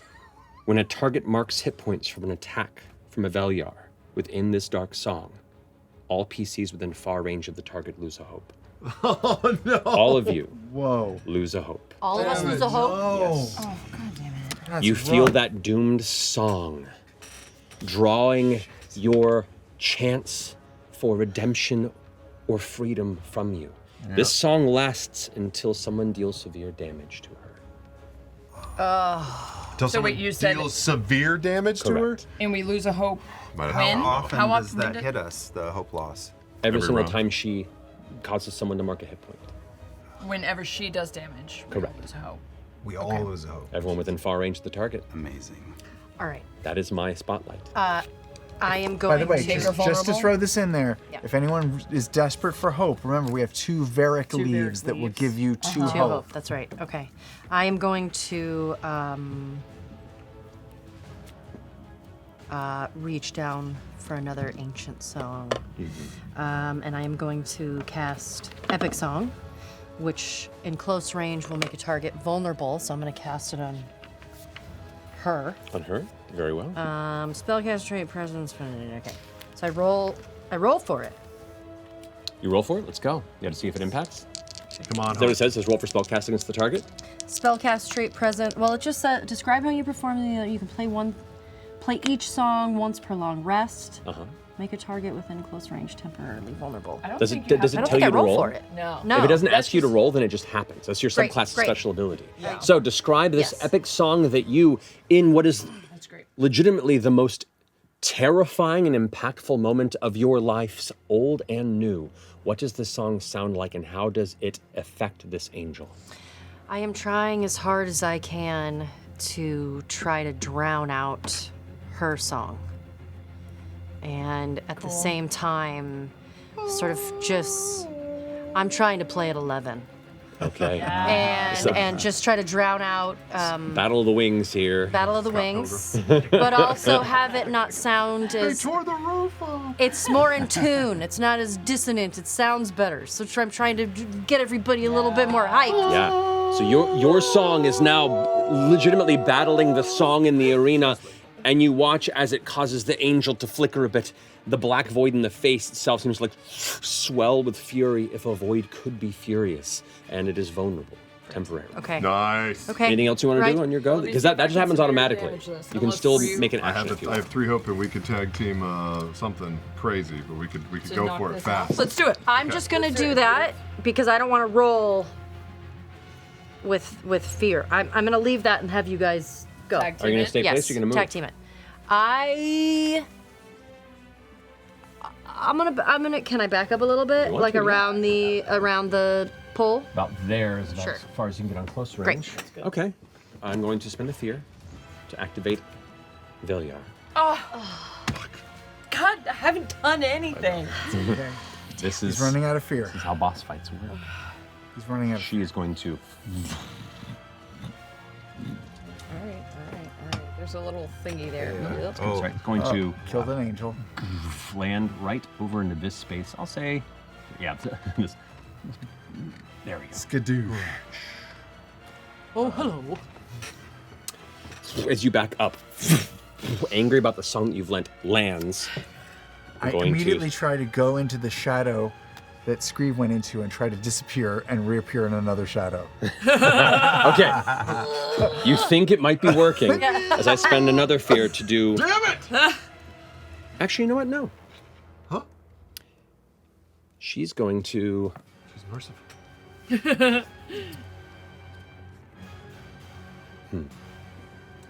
Maybe not. I'm going to pull this back a little bit to where I was there. Oh, that's very different.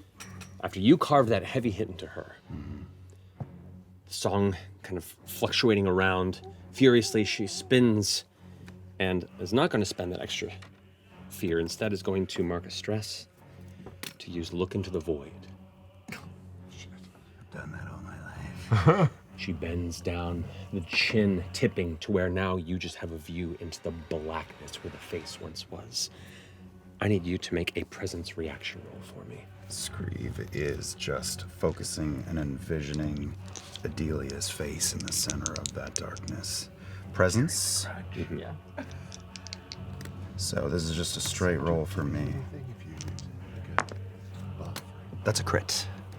Dang, 2 Yes! crits in a row, bro. What'd I say? Damn. 11. Frog life That's shit. amazing.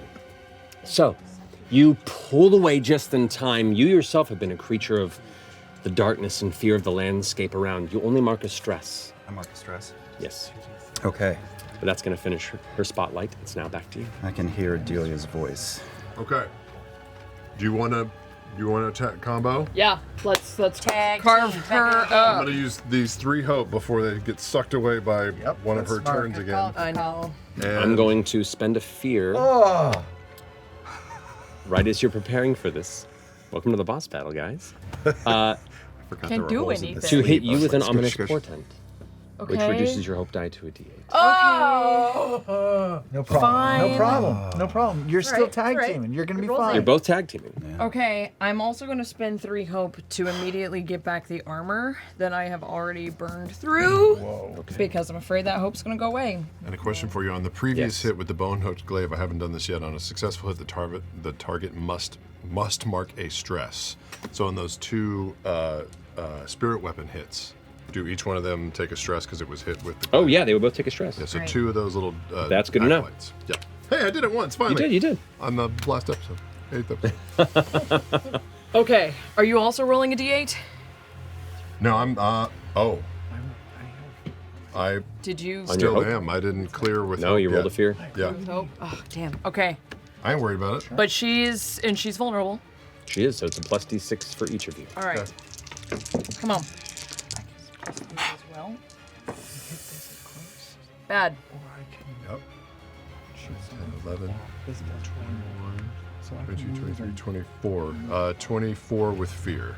Well, we should take that. Okay. 24 with fear is a success.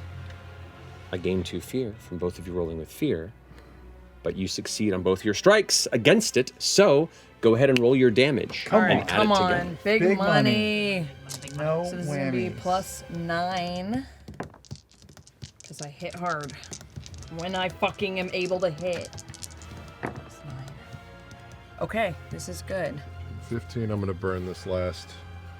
I didn't, that was a 2. I already rolled it. 17 points of physical. 17 points of physical, got it. Plus 23 from me. That's good. Oh wow, that's gonna be 50 points of damage. That is a major or severe wound. Which means the hope. The hope. The choir fades off in the angelic song between you combating it with the sound of your own music in the middle of the throes of this fight and the 2 of you striking the angel simultaneously. Which, by the way, describe me how you strike the angel this way. Copyright takedown notice. DMCA, it's great, yeah. Copy strike! Also takes a stress. Angel good enough. lady. You got it. All right, cool. Yeah, you initiated this. Yeah, I'll sweep down with the bone hooked glaive, and then arc up and grab the tip of it as I reach up with the handle, and I'm gonna try to get it up as high as I can up near her like breastplate, and just try and sink it into the neck to like. As it digs in, the angel's neck tips to one side, and the flesh crown kind of like twitches and bends back into place. And I do a little, like, kind of try and, as we make eye contact, we're trying to go at the same time. I'm going to go for her opposite side, and I get a little bit of footing off of this pillar that's next to me as I mimic the same arc, slamming down on top of her. Very well. We call this attack nose. Angel takes some heavy hits and is showing wear and tear from the immediate fray that has come upon her from multiple angles and your new ally, which has emerged from the shadows. The next timer rolled a 2 for the choir to return. Oh, shit. It comes to me. The blasphemous angel, in furious anger, is going to look down and mark a stress to have you, Brixton, stare into the void. You, who are a being who is used to staring into fire, now has to look into the primary opposite of where you've drawn all of your hope. I need you to make a presence reaction roll. Oh, presence reaction roll. You got this. No problem. With your D8. Yeah? Yeah, She's I'm got- aware. It's loaded. Okay. Presence. Yes. 7 with hope. There's no a hope on a reaction reaction roll. That is a failure. Yeah? You mark 2 stress. You become vulnerable until you roll a success with hope. And I wish I could be unstoppable, Matt. Unstoppable. and Aveliar regains 2 hit points. Oh! As you feel part of your very spirit is siphoned into the void, you all look over and watch as Brixton, after this massive blow, looks up. Eyes go wide and the pupils vanish, just white, as she just kind of locks in place. The angel's face leaning in deeper and deeper, her unable to leave, and you see just elements of her for the first time visible, shreds of her soul, like being pulled into the void before you pull away. I'm gonna spend a fear because she has relentless. It can go twice if I spend the fear. I know. You can do I that. do not think that all God's presence are here. And is going to spend another fear to do Arc of Judgment. Not again. This one's so bad. Oh. Massive swing with the axe. Because you've moved out. Wait, is that close range on that? Arc of Judgment is very close. So you are out of range, Misty. So this attack is going to be against Idle, Brixton, and Screeve. Okay. That's going to be 14. God, yes, it hits. Yeah. Does that hit you as well? Start doing some. It does. Okay. It does. I had to decide if I wanted to spend hope or not. Yeah. Okay. 13 points physical damage. I rolled really dog shit on the damage for that. Okay. Armor tears away. Yep. 13. Don't you mean 12 points that physical was damage? No, it's 13 points of physical damage. Armor. And she gains a fear because it was a successful attack. Ouchies. Okay. That's all right. And that's my spotlight. It's back to you. You were gonna do something Asholi, weren't you? You were talking about her something? Well, no, I vulnerable. made her She made her vulnerable. vulnerable. Okay. That's what I was gonna do. But I do. Is there something else you Something want I to can do? do. Or somebody else have something in the Me chamber? and Screeve got something. We're cooking together. We won't go. Go. I'm checking out I everybody's haven't taken info. my eyes off of you. Play. Oh yeah, I've got toys. I've got toys. Sure. I start running straight at Screeve and the fallen angel of doom. Screeve runs 10 feet towards him, and I grab him by the chest and leap up and pull myself up and slam us into the ground into a roll. And I let go of him and chuck him like 6, 7, 8 feet in the air. And I barrel roll underneath the angel into shadows of ruins that she's left behind her. I'm going to fall out of there and fall out of the ceiling from above. Cool. All right. Tag team hit. Are you spending hope or am I spending hope? I'll spend the hope. I can do it. I'll be empty if I spend it, but I will too. It's I fine guess with me. I spent Do it. No, I did. I'll spend it. I killed your friend. This is how we get even. So you're spending 3 hope? I'll spend the 3 hope. Okay. I don't know if you're even. Yeah. No, we're even now. All right. After this tense will they, won't they back and forth as you toss Snicks into the air and Scree vanishes before para-dropping out of the shadow of the ceiling. I need you both to roll for your attacks, please. I'm going to mark a stress to use the Blessed Branch. All right. Yes, okay.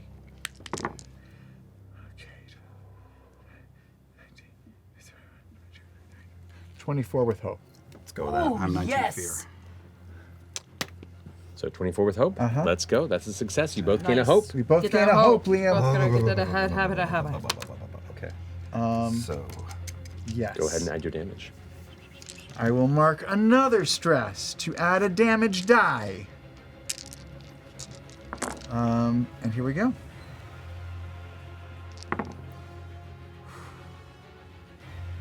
Uh, 28 points of magic damage. All right. 19 physical iron. That is going to be a severe wound on the angel. It says with my Wayfinder ability, if I cause a severe damage, it also marks a stress. Ooh, good to know. All right. Also, because you rolled a success with hope, your hope die turns back to normal. Ooh! Yes. I'll take it. So, describe to me how you both carve into the angel through this acrobatic display. Well, I fucking manhandled you. Probably hurt a lot as we rolled on the ground and I threw you. Yeah, those claws hurt. When I fell out of the ceiling, I fell down on the wing and just rended wing all the way down and dropped down to the ground. Well, you. I flew through the air, did a barrel roll, and just tried to uppercut her right in her chin, or actually a little higher to try to knock off her crown, while shouting, "For Amelia!" Is that her name? Adelia. Shit.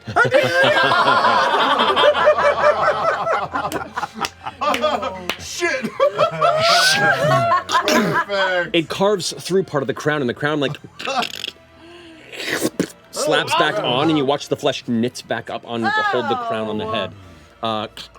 The angel recoils. Once again, no sound. There's no face, just an absence there.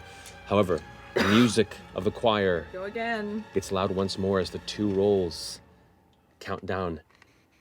Now the blasphemous choir is back in full action. I'm going to spend a fear at the end of your spotlight to take it on to me.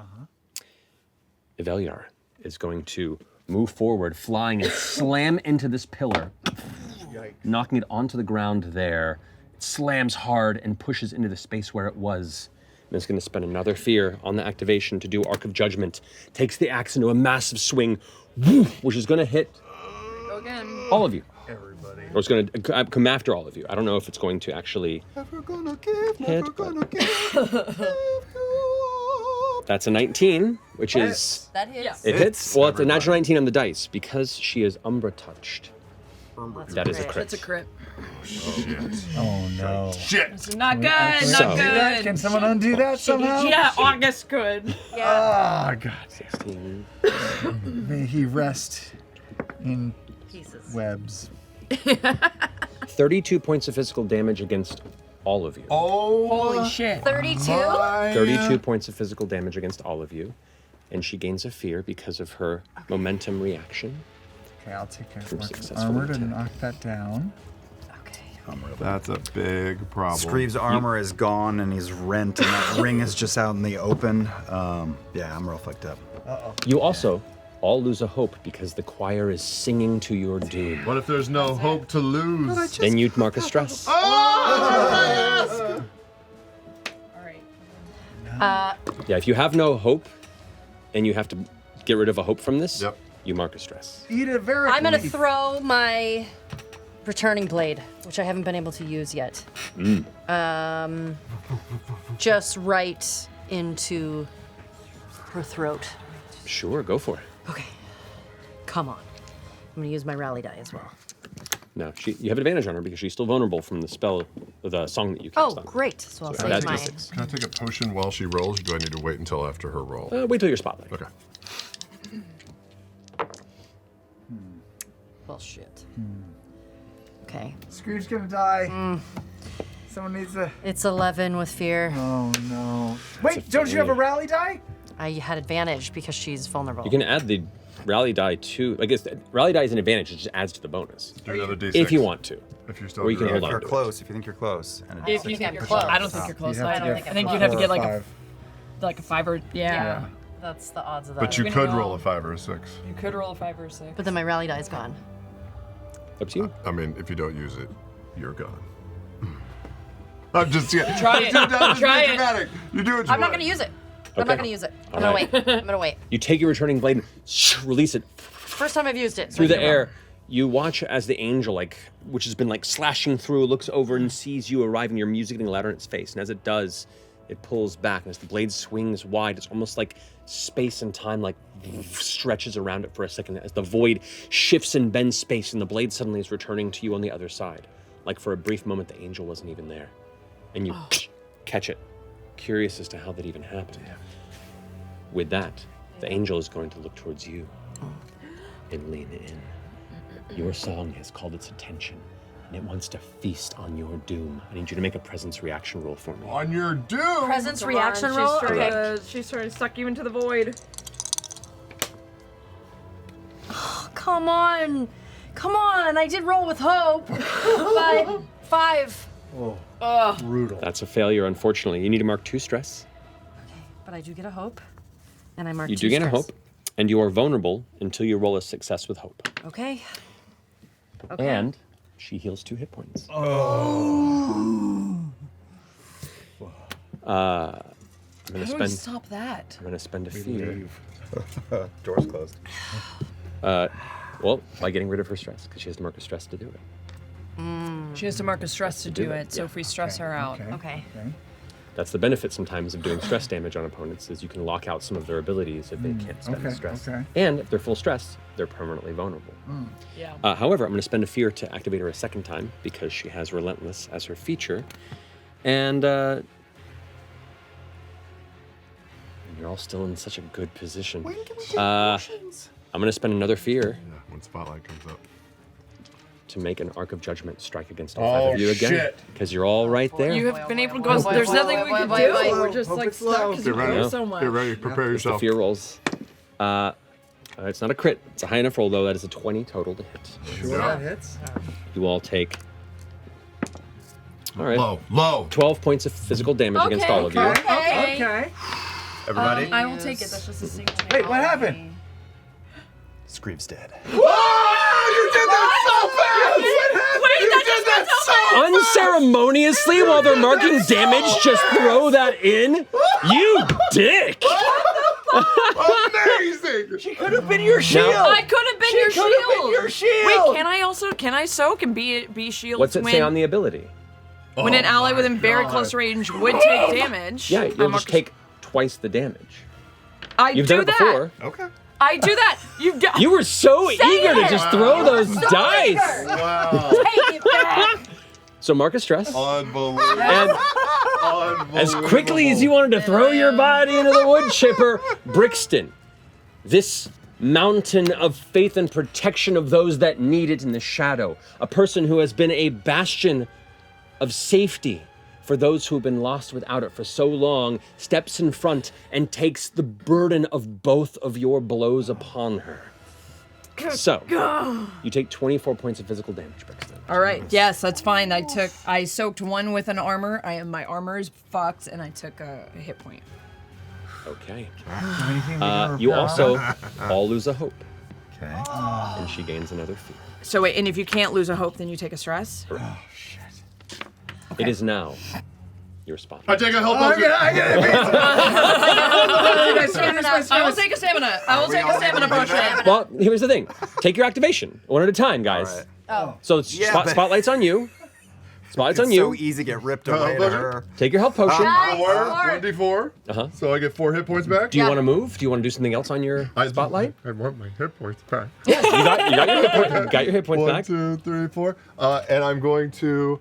I'm not gonna roll anything with fear, you quicksand piece of shit. I'm gonna. Where am I? Am You're I on this side. You're right over here. Right over here. I'm gonna run. I'm gonna run this way and park it behind that acolyte. You got it. All right. Anything you want to do on your turn aside from that, or are you just gonna move? I have the shitty dice, which means I'll definitely roll with fear. I'm not gonna swing. Okay. He's just gonna go. Okay, hang on. So you just rush off and hold a defensive stance think? there. But it's still our spotlight. It's still a spotlight. And he's got 3 Just fear. fear and take Well, it. which is fucked. Well, let's see. Let's see what he does. Okay. I think I He's gonna take can. fear. He's gonna. Because we still have the choir shit going too. Yeah. Right? And then there's like the vulnerable, and you have to like roll with hope in order to get rid of all that shit, You right? have to succeed with Success. hope to set your hope dice back. Yes. We're not Okay. doing anything. Okay. Here's what I'm gonna do. I am going to, because I'm actually pretty well positioned right now. First, I'm gonna take a stamina dice. Yeah, of course you are. I'm gonna do the stamina. Come on. All right, that's fine. I get 3 stamina or stress back. That's not bad. I am going to use my Orderborn ability, where I can use a D20 as my hope die. Okay. I'm to allowed which to- tenant? The tenant is going to be Fuck shit up. pretty much. I mean, it's got to be the strongest steel must first be tempered by the flame, baby. Yes. As I like take it and I take my broadsword and I like rake it over the top of my armor, and you see just a little bit of sparks come off of it, just the tiniest little sprinkling of flame. And I'm gonna use the D20. She's still vulnerable, right? Yeah. And hopefully I fucking roll with hope. Come on. Ah! I hate this game. Available now. It hits. It definitely hits, but it is with fear, which is horseshit. But it's 23 strength. I just spit everywhere. I'm so mad. That definitely. 12, wait, succeeds. 12. No, wait, let me not say this incorrectly. 18, 19, 20, 21. That definitely succeeds. So go ahead and roll damage. Okay. And then I have to do a severe damage in order to Get rid of the song. get rid of the song. I'm gonna use a rally dice for this to Okay, go okay, ham. okay. I also would like to do, so I'm going after her. Yes. I also would like to do on an, oh wait. What's this? I don't have hope, I can't do that. You got this? Can I chew the leaves real quick? Yeah, if you want to. Yeah. Cocoa leaves? Yeah. Ding. Okay.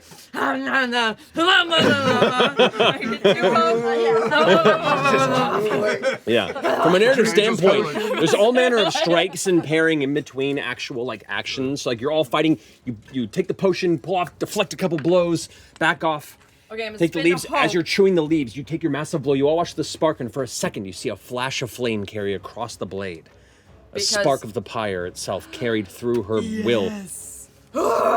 Because if I, on a success, I can hit all other targets within very close range of me, which I think are the other two fucks. Correct. Okay. So they take half damage. So whatever she takes, Well- you're gonna take half. Can she move a little too? All three of them are All within three of very them? close range of you. Yeah. No need, baby. Come on, be a big roll. Severe. I want a severe. I need a severe damage. This is gonna be plus Wait, is this 9. damage? Yeah, this is damage. Because I'm using the rally die. Yeah. Okay, and then I drop the lowest, which is going to be this 4. So this is actually pretty good. 9, 10. That's going to be 14, 16 plus 9. 16 plus 9 is 25 damage. 25 points of damage. Is that with hope? Well, Is it is not. She takes a major wound. That's 2 hit points onto her. And everybody else takes that damage as well. Right. Which for 2 of them is enough to take them out. Yes! You swing wide, and while one of them takes the hit here, I was so disappointed. briefest glance No, of hope. that's great. yep, these 2 here, you carve past with your blade, and as you do, they have their sorrow sides glowing with dark necrotic energy. You swing wide, and that small spark of flame grows into an inferno. And as your blade swings wide, the rest of you watch this fiery arc of burning white orange flame carve through, and 2 of them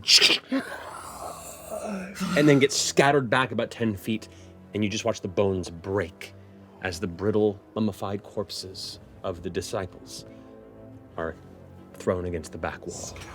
There's just a slow-mo, like bullet time moment of Brixton's hair in front of her face and the sparks going. And she just like, the embers just... Ember float for the win. Also, because you've killed 2 of them, her unholy aura, which means whenever she takes damage, is reduced by the number of disciples that she has in close range. Great. So her thresholds technically now go down by 2. Ooh. Nice! Does that mean it pushes me past the severe? If it all No, happens because it in all real hits at time? once. But that was with fear. That was with fear, but I haven't moved. Right, where would you like to move? I'm hurting. I'm not in a great spot. Mm-hmm. Oh God, but Ashley's gonna get hit. Trouble. Wait, but you went. I blocked you. I guess I'm helpful. Let me just move. Let me move back. Can I move back a little bit, kind of towards this column, kind of in between her and There? Idol?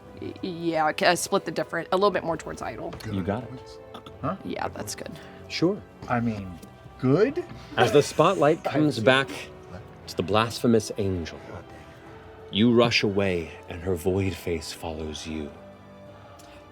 And you feel like if there could be a smile on that darkness, as the most protective measure for defending her friends has stepped beyond her reach, she spends a fear to arc her blade to the other ones that are within reach. You faked us out! He did. That's an attack against you, against Idol. Oh no, you're out of the way. Sorry, against Misty, against Screeve, and against A no-look Okay. hit.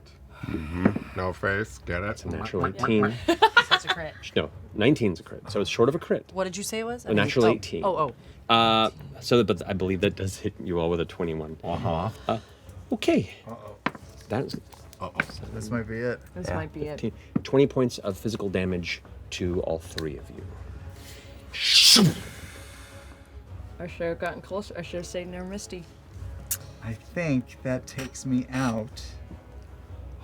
I think that takes me out too. Because if I okay, so that's my severe is 18, but I have 1 armor slot, so I'm gonna use drop that. you down to major, which is so 2. that'll drop me and down to you're major, which is 2, which is out. Yeah. Do I have anything? Do I have any magical magic? I know. Let me just. I'm holding a blessed branch. There's nothing there. Doesn't just keep me And alive. Brixton's over there with me, right? Correct. This Okay. holy hand grenade. Be sure to use that. Wrong side. Do I have anything? I don't have anything. That's it. Are you rolling for it? Are you gonna roll for it? Or are you blazing Okay, glory? so you're at 0 hit points now. You're at 0 hit points. I have 1 healing Unless- potion in my pocket that Screeve, I put in. are you okay? also have 1 healing No, potion. no. You're also at 0 hit. Oh yeah. You're out too. Oh yeah. With 1 massive swipe of the malediction axe, the blasphemous angel Eveliar, as the two of you back away, you watch that void staring at Brixton, fire against darkness. And without breaking the attention, the axe floats in the air. Her hand just drifts, and the axe carves through in a flash. And you watch as 3 friends all at once begin to fall. So we'll go around the table here. I have a mechanical question. Mechanical question. Blaze of Glory, if you've just narrated that I'm cleaved in half, do we I'm not saying rewind cleave in 3 half. seconds? The blade has caught you. Okay. Okay. It cut through you. Then but I'm going you're not- Blaze of Glory. He's so eager. I show up, die. He's got I love it. into drive-through. Yeah. Okay, then before we get to you, to you absolutely. folks, what would you like to do, Scream? Well, I would say that he saw the previous attack coming for him and was sure that it was about to happen, and then Brixton is there, and he immediately goes full Private Ryan, fugue state, slow motion, hearing tamped down. Everything is blurred out, and he's looking to you, and you dart away. He sees the person that he wrestled with murdering the last 3 nights, looks around at everyone, the people that would have taken Adelia's place if this day hadn't happened. He looks up at her and sees her rearing back the weapon, and he grabs hold of the silver ring in his chest and rips it out. That gave me goosebumps immediately. And then I'm going to, now it's like auto success for whatever move I do here, right? So he whips it like a discus at her throat, and I'm going to use the troublemaker ability. When you taunt or provoke a target within far range, make a presence roll against them. Once per rest, on a success, roll a number of d4s equal to your proficiency. The target must mark stress equal to the highest result rolled. Oh, you're about to max out her stress, baby. Well, they all do max. It's an Is that what it automatic is? crit. So it's a 4, because it's the best of both, so that's 4 stress. That completely stresses out the blasphemous angel. So she can't heal. As the ring sticks in.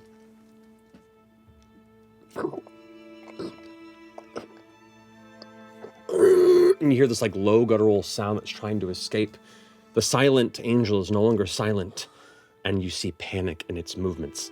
Permanently vulnerable, unless it can somehow mark this suspect. And in that split second that the blade hits Screeve, his vision blurs even further, and he can see the secluded chapel back in the Amber Reach that he found 2 or 3 stories down underneath the Reach, in a small darkened alcove where he lined little stones and candles all around a stone slab that he lay Adelia's body on, resting Violet next to her, and just smiles as he feels his innards and sinks into the ground. Sick. That's fucking awesome. That was super dope. What do we do? What do you two do? That was way better I have than an idea. Yeah, right? See? Yes, it was. I at least saved you from doing that. I got so impatient with everyone who went like, I don't know. I just wanted to do the opposite. Which you did. Until she saved you. Yeah. What are you doing? I'm gonna Blaze of Glory. Okay. I'm gonna Blaze of Glory. Double blade. Contagious. Well, no, I was already gonna do it before he said it. Let it blaze. Okay, so what I'd like I to mean, do. I'll instill this once again. Like, you're done after this. No matter where the battle goes, no matter where the story goes, you're done. This is an automatic death. So- Yeah. Okay, let's go. Yeah. Okay, so Wait, what? What do you mean? No matter where the me story say goes, it's you're game. done. Yeah, this is it. So You're, last No, game. you're meaning, tapping out. meaning if the battle continues, Yeah. you can't help. You're dead. There's no way to recover. Yeah, you You're know. tapping out of dead. the story To- for yes, totally. We great understand. closing moment. Yes. Well, what do you mean Let's go. dead? If you die in the game, you die in real life. Yeah. All right, so Ashley, what would you, Okay, what would you so, like your blaze of glory to be? Oh my what God. I would love to do is I kind of want to just. I think Misty realizes that this is it. It's now or never, and if we don't complete this, then Desperloch is lost. So I sort of want to try something where, like with all of her wings, I sort of want to just slam them to the ground so all of the wings that are left sort of kind of turn into points. And Smash the wings Yeah, against just themselves like- in the ground, breaking Yes. off the stone to where once was soft-looking feathers carved in. It is now just jagged points of rock. Right, there was one Yes. jagged wing, and now it's all jagged wings. You win Archangel from X-Men. Yeah, yeah, yeah. Hell yeah. Yes. So sort of take a running leap and just all of them just carve them into her. All right. And sort of I want to look over at Brixton and I protected you for so long. and now I protect you. Get home. You are blessed this day.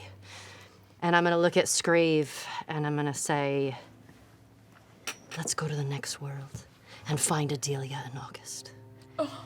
And I'm just gonna stab her with the wings and. With what weapon? What spell? I mean, I don't know. I was just the wings. I wanted to stab Yeah, I mean, stabby. the wings are stabbing, but what mechanic do you want to use for the damage? The one that does the Yeah. most damage because The you one did that does damage. the most damage, which I guess would be, I mean, is my wild flame. So can I stick my wild flame, like pump them in through the wings? So what's the damage of the wild flame? It's 2d6 magic damage, and then yeah, it's 2d6 magic damage. That's the most you can So do? I make a spell cast But roll. even your returning blade does 2d8. I know. Plus Yeah. 4. So I go do two. I'll do that. That's 20 I'll do returning instead blade. of 12. Okay, so You don't roll. 2d8, so that's I don't roll. 16 That's damage right. plus 2d8. Plus 2d8. Correct. Oh yeah. What was I thinking? It's all good. There's a lot going on. Yeah. Okay. That's canked. Okay, so 10, so 14. Or do I add the plus 4 also on the second roll? Huh? No, just Okay, just so 10, an additional 10. additional 10 under that. Okay. That would be a total of 26 damage, Yes. which now is a severe attack. does it drop to? Because it No, because, no, that's 16, 17, 18. So 20 plus 10, 30. It's 30 points of damage. So 16 plus what'd you roll on the dice? Sorry. 16 plus 4. Okay. So 20. And then I rolled a 6 and a 4 on the I dice. see. Got you. Yeah. That is a severe wound, which Okay. which kills the magical choir Yes. and does Okay. 3 hit points onto the angel. All right. So as you leap in the air, having that moment of Brixton right before you jump, shatter the wings and descend upon her and jam all 8 of them into the angel's body. 7 now. Well, it's still a jagged point. Oh, that's true. That's true. That's true. Okay. yeah. That one was all already of them there. in there. There's a moment of pause before flame burns and emits, blasting out from around them. The flames begin to rise up and burn around the angel and consume you in the process. What are you doing? Oh God. We need our goat, man. I know see, I'm so torn. Blaze of Glory seems real fun. I have 10 health potions. But that would leave you two I know. I know. alone. I got 1 health potion. If you go down, I can get over It's there. almost Where are you? Where is Snyx? almost selfish. unless it works. But I don't have confidence that it's gonna work. That is gonna take her out, you mean? Yeah. And then it's just you two. What's in your heart, Sam? What would Snyx do in this moment? And can I ask while he thinks, to get from where Idle is to Snyx is, that even to go close distance would not be enough, right? You'd have to go far, which would require rolling an agility roll to get there. Not a sure thing. You have a health I think- potion. I Well- do. So does she. I also have a health potion. I know, but we're both all the fuck assholes. That is true. We are very fucking far away. There's also a potion hanging off of Screeve's belt. It is a Delia's stamina potion. But that's for stress. True. Just let you know. You see it. What you doing, Snyx? He's doing the beautiful mind shit. Do I just fall unconscious or do I roll for it? I'm not gonna Blaze of Glory. Yeah. I'm gonna either roll for it or just fall unconscious to give you guys a chance to have get you one back up? other person. Because we don't know how hurt she is. Yeah. How bad are you? I still have 4 hit points, but no armor. And what are you at? No armor, but 5 hit points. Oh shit, you guys are doing good. You Well, I each could used take I had 2 health 4 potions. hit points. That means you guys could take And then I one still more. have a health potion. He Smack still in the has a face. health potion. I'll just roll for it. Oh my god. Yeah, you got it? You got it? You roll for it? Oh, yeah! Let's go. No! Sam, before you roll. Before you roll. What did it say? What did it say? I didn't see it. I didn't see it. It's all self, yeah, it's all self, yeah. I didn't look. Time's up. I'm John Claude spitting Van Damme. tell you so something. much. Oh, he's coming over. He's coming over. Whispers. This whisper brought to you by all this fucked up shit right here. Oh, no. How's that? Wait, I missed the first half of what you said. It's better with Daggerheart. Oh, shit. You guys, the swamp crack is real right now. Yeah. Oh, yeah. It's not. You know, It's sometimes it's a little too familiar, but yeah. All the stress gathers in the crack. I'm still gonna roll. Oh, yeah? I love it. I love it. The words we know. We'll learn about it in the cooldown. Let's go. We'll learn about what he heard in the Wait, here cooldown. it goes, here it goes.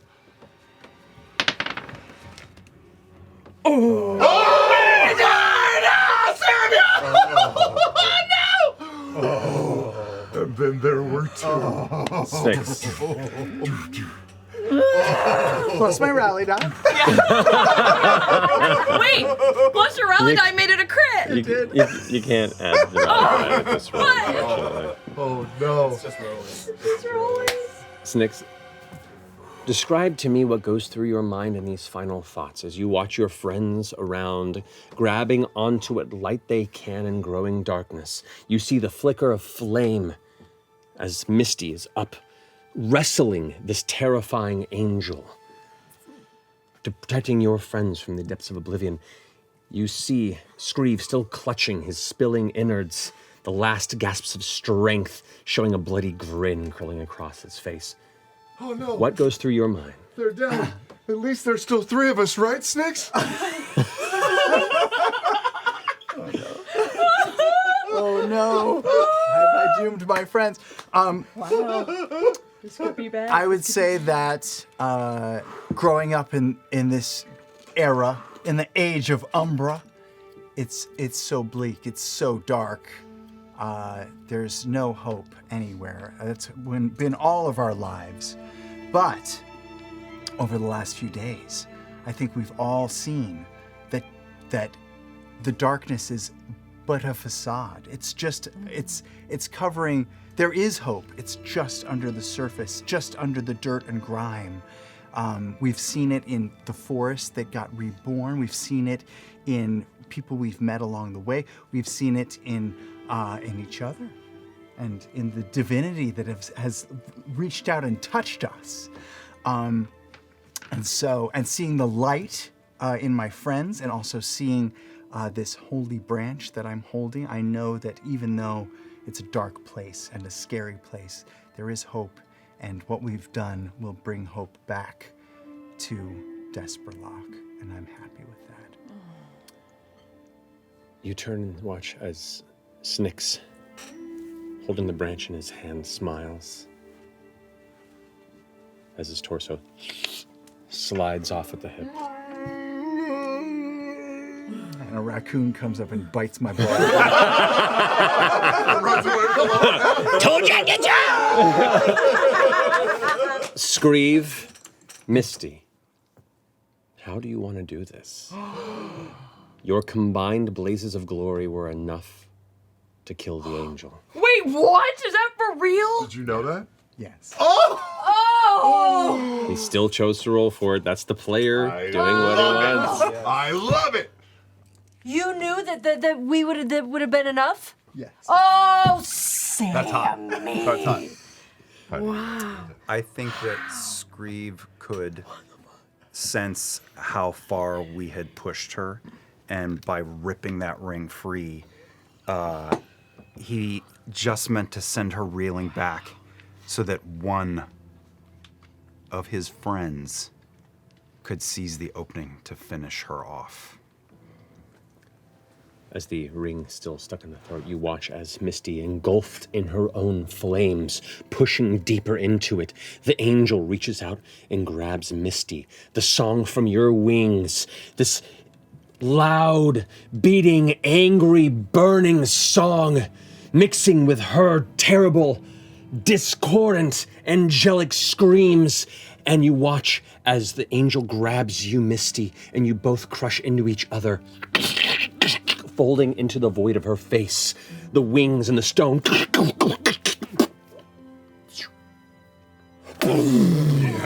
Emits as a scattering of stone and bone explodes throughout the chamber.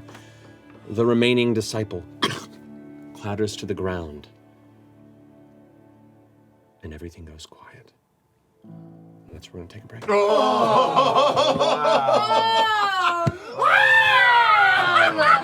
Be back here in just a few minutes. See you soon. Awesome! Every story, it deserves to be worn.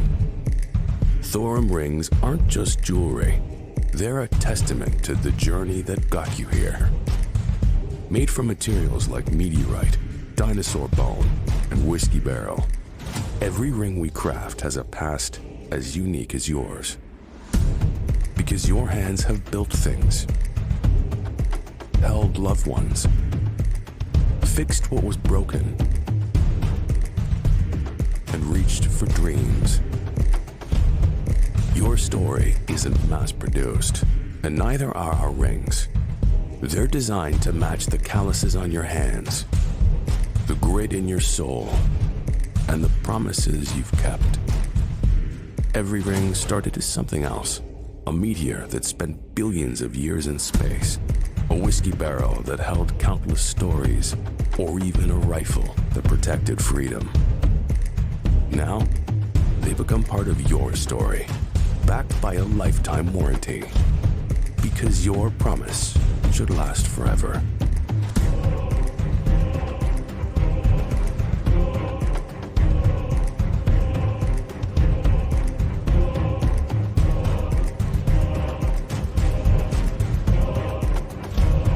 Your story. Thorum.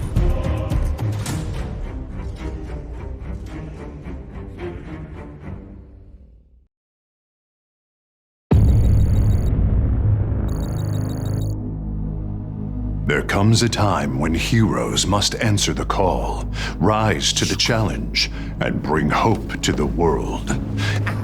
They must unite and overcome all odds. Who are you talking to? What's the situation? We heard the call. Message incoming from headquarters. Message. It's top secret, super ultra classified. From headquarters. Enchanté. What are you wearing? Message in We have hobbies too. Try it. from headquarters. Where's Taliesin? He's already en route. Hey everyone, my ride just got here on the way to the airport. We need you wheels up, man! I only found out like 10 minutes ago. Also, where am I going? We don't know yet. Oh wait, Message. it's coming in now. Oh, it's the alphabet. Wait, it's the live show slate for 2026. Oh, I wonder where we're going. I'm told it's been encrypted so only we can solve it. Oh yeah, since we're so good at solving puzzles. Oh, here comes the first clue. Oh, it's a peach emoji? Don't be dirty. No one said anything. But you're thinking it. We were all thinking it. No, what city is associated with the letter A and peaches? Peach Town. What? Did we find out the first show location? It's really hard, Taliesin. All we have is the letter A and a peach emoji. It could be anything. So, Atlanta. I don't think so. That doesn't sound right to me. Atlanta. Is correct. Oh, it's Atlanta. Got it right. Atlanta. Oh, we're going to Gas South Arena in May of 2026 in Atlanta, Georgia. Oh, we should have guessed that. What, was I right? Not now, Taliesin. Where's our next show gonna be? Oh. Beer? Beer Town? Beerville, Beerland. Is correct. Oh, what? Oh my god, No, oh my god, oh my god, oh my god, oh my god. Oh! I said Beerland, actually. You guys, we're going to the Uber Arena in Berlin, Germany in July 2026. Very cool. All right, I just ordered tickets to Atlanta. Change of plans. We need you in Berlin as well. We're going to Berlin? I need you wheels up, Taliesin! I don't know what that means. The next clue. Oh. Unicorn? Unicorn Town. I don't know. What? All right, I just got tickets to Berlin. Taliesin, what do you know about unicorns? Well, a fun fact, they are the national animal of Scotland, and, Computer, access cities in Scotland that start with the letter E. Are there? Edinburgh? Is correct. We're going to a freaking castle! Like kill Nathan proper! Attention. Additional location unlocked. What? What? Whoa. What's that? So it's a unicorn with no horn. Interesting. This brings to mind the famous horse in Citatus. The horse of Roman Emperor Caligula, who wanted to make him royal consul? And that he rode across the Bay of Baiae on a pontoon of boat slash together? As documented in Robert Graves' 1934 classic novel like Claudius. And was it not Claudius's invasion of England in 43 AD that the township of Londinium was founded? Which is the current city of modern day London. Huh. London. Is correct. See, that was almost too easy considering that we've actually been to London before. Yeah. Yeah, I mean, we're basically experts. We're going to the O2 Arena in London, England in October of 2026! All right, calm down, everybody, calm down. We have one more. It's just a big D? Don't be dirty. Don't you see? The big D. It's Dallas-Fort Worth. Dallas-Fort Worth is correct. We're going to Dickey's Arena in Fort Worth, Texas, December 2026. Mama, I'm coming home. I gotta call my friends. Well, looks like we lost Travis. We all in? Oh, yeah.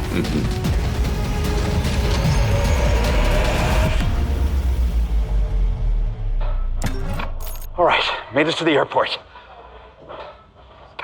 Guys?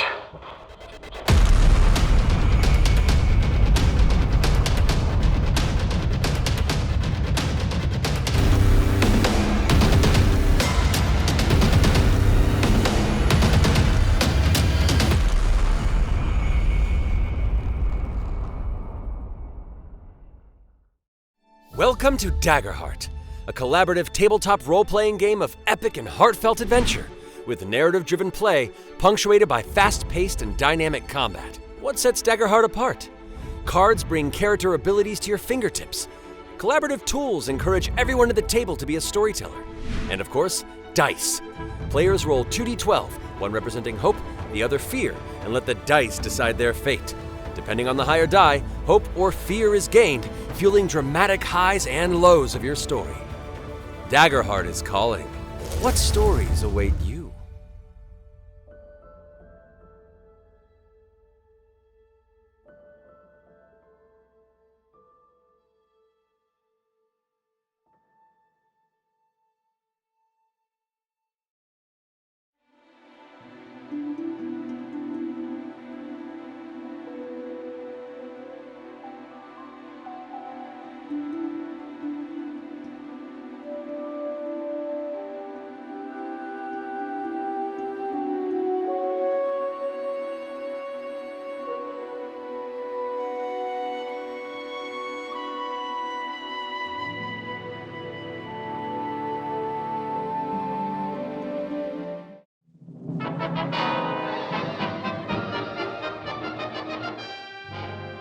Good day, critters. Travis Willingham here, just dropping you a note to say that if you cannot make our 2025 live shows in Australia, Indianapolis, or New York City, do not despair. Never fear.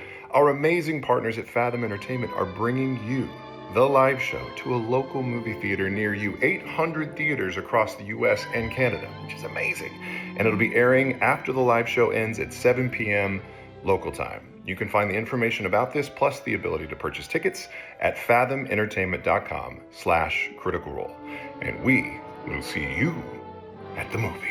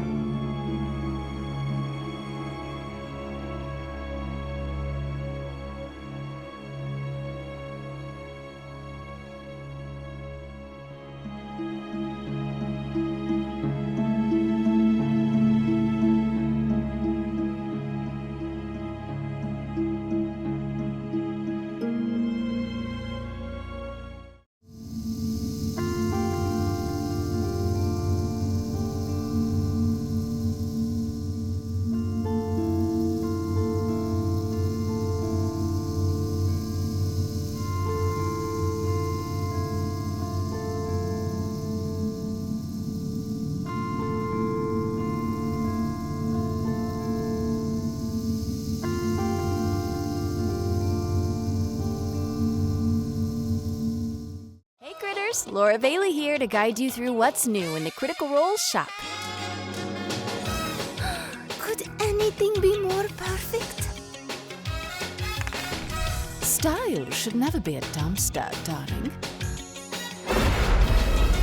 This is pretty badass.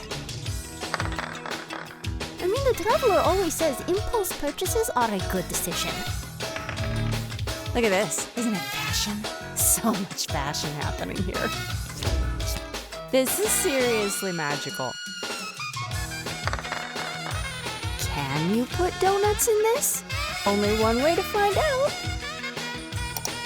And hey, if you want, you could head over to the Critical Role shop right now.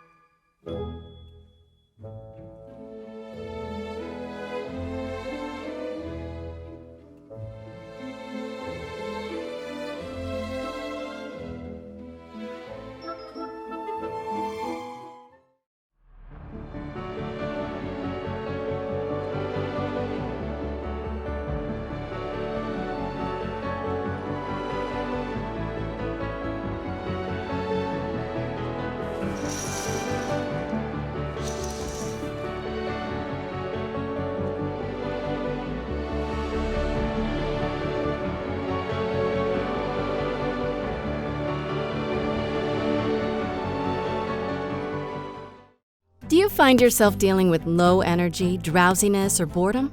You may have made a pact with an infernal demon. Or you may be suffering from low CR. Low CR is a common condition that affects between most and nearly all adult humans. Low CR, or low critical role, occurs when human people don't have enough nerdy voice actors in their lives. But now, there's a cure. I don't let low CR control my life anymore. Beacon is a non-invasive subscription that provides 24 hours exclusive content each day. This was when we decided it should look like a gender reveal party. Early access to event tickets, members-only Discord, 10% off merchandise, and more. Do not take Beacon if you are allergic to Beacon. Consult your familiar if you think Beacon could work for you. Side effects may include excessive enjoyment, overexcitement, and diarrhea. Critical Role is in no way a treatment, medication, or anything other than a bunch of nerdy voice actors. Do not watch Critical Role unless you enjoy it. We repeat, we are absolutely not any sort of health anything. To learn more, visit beacon.tv or find it on your app store. Tomorrow feels a little brighter now that I have Beacon.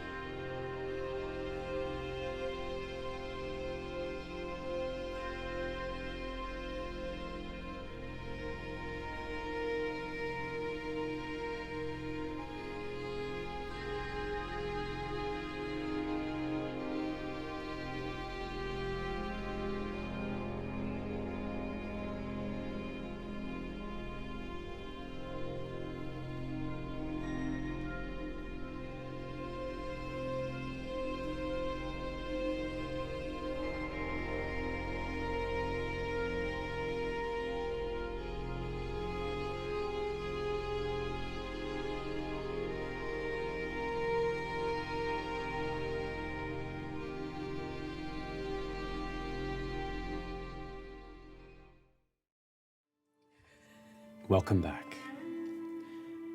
Here, in the weighty silence following the destruction of the returned saint, Ivaliar, their acolytes,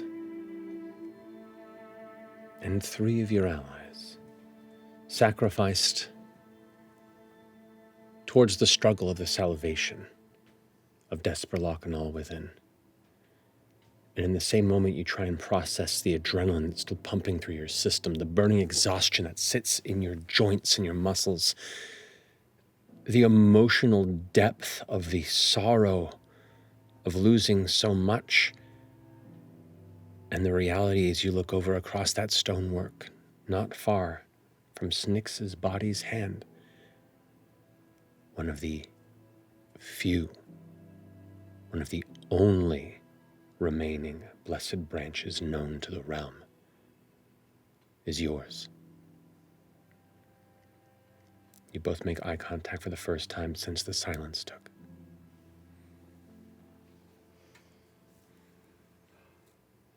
You all right? No. But I will be. How about you? Are you wounded? Sure. Can't remember the last time I wasn't. Yeah. The branch. Yeah. The scepter. I go over and grab the branch first. Pick up the scepter and toss it to Idle. Notice anything about it strange or just metallic scepter? Metallic scepter that seems to have carried historical significance to the events that led you here. Historical and otherwise, that led you here. I'll look down from the scepter to where Snix is and look over at Brixton. You know what we have to do. I do. Perhaps we can at least give them the guise of an honorable death in a funeral and utilize these caskets that are still here. And then and then light them. Yeah. Help me. All right. Start moving the bodies into the casket. Oddly poetic. 3 wooden caskets when you arrived. Empty. And 3 wooden caskets once again full. That's messed up. As you close the lids upon them, the final lid locked in, you hear the faintest scratch from inside one of them, but you've latched it closed. And with as much stoic emotion as a life here in the domain can allow you, you expand your torches and light them aflame. Thanks, Nix. Thank you, Misty. Scree. Find happier times.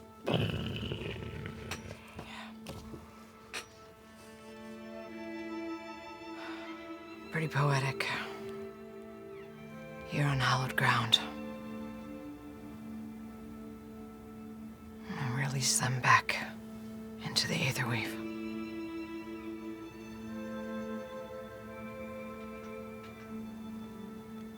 Can't believe Screeve even came back. He had no personal investment in this cause. Nothing if not determined.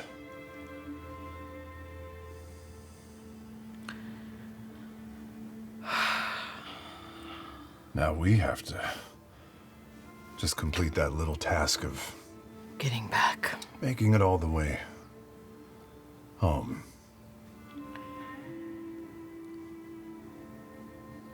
We were granted sanctuary at Celsian, Athenium. Maybe we can stay. More than just a single night. Regain our strength. Hell, maybe even other pilgrims might want to make the journey with us back to Desperloch.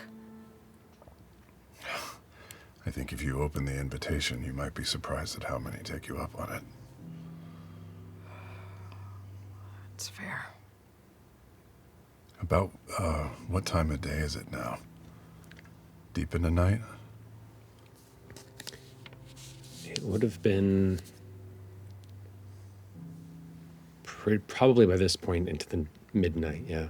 You took a short rest before you entered, and you had already traveled through the wood and the cinnabar after leaving the Athenium before your last long rest, so I'd say yeah. Chance it? Or take shelter for the eve and start at first light?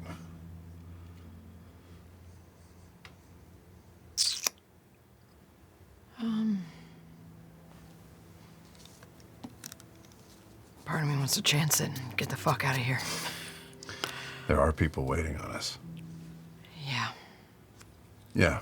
Maybe just a short rest. And then we'll sleep in Celsian Athenium. Yeah. Okay. You both settle in. Gather yourselves. Gather your resolve. And say your final goodbyes. Before you pick up once more and head out into the starless nights of the realm, trekking back through the wooded path that still lays open, the one that you earned in trust with the Fane Warden. Trying the best to retrace your steps, I would like one of you to roll a d4 for me. Ooh, all right. Just normal hope and fear, yeah? Oh, D20 you said? D4. Oh, D4. D4. Yes.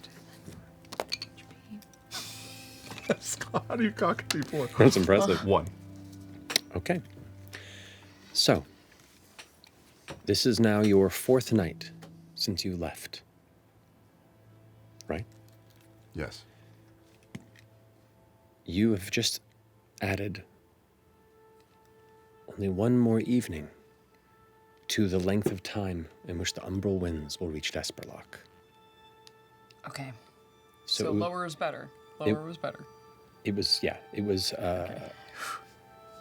Jeez, you can tell him guy before he rolls. Oh. So, it was a week since you left, before the wind arrives, on your 4th night, that only shortened to 6. You have 2 days to sprint and return home to beat the wind. So if I had rolled higher, that would have been better. That would. Because it would have added. It would have added. Oh, I thought you were like adding to the wind coming. Nope, we got to. So you are now in a sprint. All right. Well, fucking extended vacation at the Celsium. Yep. Athenium. At least we got clarity. Fuck that. Yep. All right. I didn't get that lady's name anyway. The dwarf with the rings and stuff. Yeah. I'll find her later. Yeah. So to that point. Oh man. I'm marking over here just 2 more nights. You all. The progress clock here set. Oh my god. To make the journey back to Desperloch in time. Okay. So, over the next 2 days, how are you planning to make this sprint?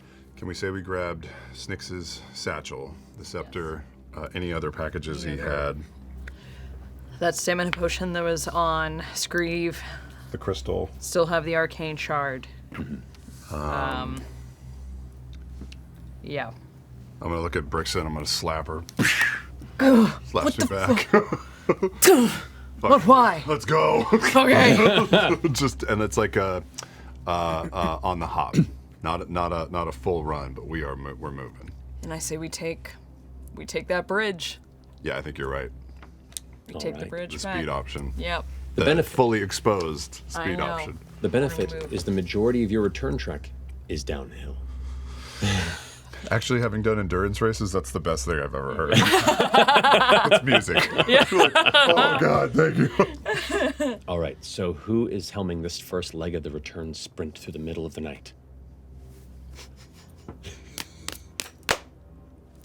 Still you. Still you. It's my fault, basically. Yeah. All right, I would like you to roll an instinct or knowledge roll to either recall the path you took that is safest or sense it on the return trip. I will try and sense it. 12 with hope. 12 with hope. Okay.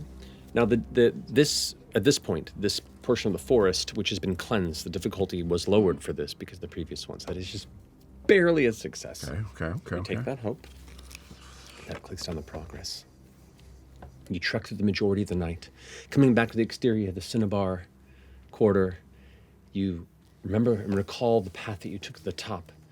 Now you can either try and clamber up and through the district once more, as you see just the faintest bit of light cresting over the horizon, the promise of a sunrise just around the corner, and maybe the district could be fairly quiet at this early morning hour. They did party. Or you could attempt to find another way around, climb on the outside of the sheer wall that drops hundreds of feet down into the valley below. Choice is yours. Call it. I'm going to put my money on the fact that it was, what's her name? The Damask Queen's? Farah? Farah. It was Of the Farah's Crown? birthday, and they've probably been up all Toe night. up. Yep. Yes, and that they are passed out, fucking drunk. Tattoos and stuff. Yeah, passed out in a drunken stupor. Mustaches on their faces. Uh-huh. So for this, I'll allow you to make a group finesse or agility roll. One of you wants to lead it. The choice is yours. Agility for me. Yeah, I'm only +1. Go for it. Okay. All right, so you go ahead and roll yours first to see if you add or subtract from her final roll.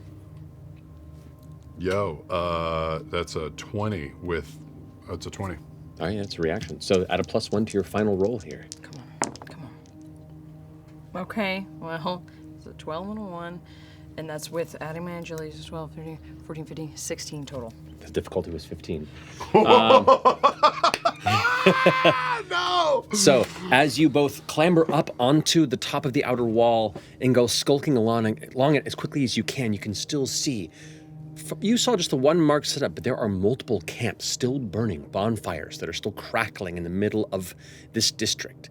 And yeah, they've been partying all night, and they're still partying. Damn. As you begin to run past, you can still hear the sounds of instruments that no one's really bothered to learn how to play, but still plucking away, drunken here in the wee hours of the morning, now turning into the rising sun beyond the clouded skies.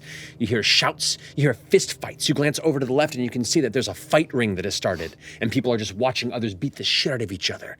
Who knows how much liquor and wine has been recovered as they've torn through someone's subterranean basement and are celebrating a proper birthday, like Farah likes to do whenever she feels it. Or days.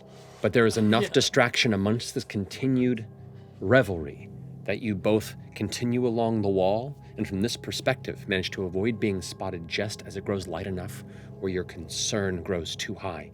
You jump down past the other gate where you had returned and make a charge towards the Athenaeum. Running excerpts. With that, as you begin to approach, it grows slightly lighter and the morning has truly come. And as you approach, you hear the shout of a guard above. You! Who is that? Ready your weapons! We're running by it. Run. We're going No, straight. you hear that from the Athenaeum. Sorry. from the Athenaeum. The Oh. guards above see you approaching and rushing towards their gate, and they're shouting. It's Brixton and Idol! We've returned! They don't recognize that name. Oh, we're supposed to tell Commander Kieran! We have passage! The Brixton and Idol have returned! Ask for Sir Darren! All right, you drop the name Commander Kieran. I would like one of you to make a presence roll here, and the other support. -1. Same. All right. So who's supporting the other?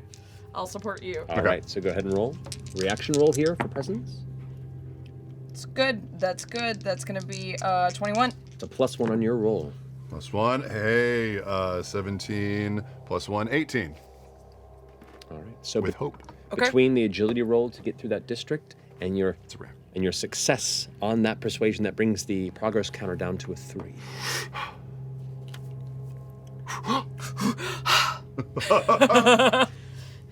You come to the edge and the gates open for you. No arrows are loosed, though no less than 2 dozen were aimed at the two of you as you sprinted. You rush inside the Athenaeum and there make contact and are allowed a night's rest. They offer to keep you for some time, but indeed, you don't have time. Okay. But you are exhausted and need a full sleep. Okay. So with that, you rest through the rest of the day and awaken as night falls, because now your circadian rhythm is completely fucked after a full night of travel. So you do take your long rest here. I But it get can't- unstoppable back. You do. I'm so sorry about that, but sometimes the timing of using abilities, I know. I'm gonna bind the scepter to my glaive just for shits and giggles, but that's how I'll prepare to gain a hope. Yeah. Yeah, I'll Kind of extend my magic through it. So clear my stress, and I'm going to also prepare to gain hope. So we can get 2 hope, right? yeah. If we prepare If you together. prepare together, you can take 2 So hours. we can get 2 hope as we affix. Bayonets. Yeah. Pretty much. Yeah, basically. And you do not have to keep watch because you are within the safety of the sacred pyre here. You can't help but continuously check on the branch as you, before you go to sleep and before you wake up. There's an obsession of just ensuring that it's nearby, that it's safe, that nobody else sees it. I've because I've got this anointed chain armor, I've got my breastplate, so it's like tucked under my breastplate, like latched down under like my undergarments. It is like, it is basically duct taped to my chest. All right. You're smuggling it. Yes. Yep. With that, the next night is upon you. You're now on the 5th night of your journey. One day. And it's one day. With Fuck. So, the evening is yours.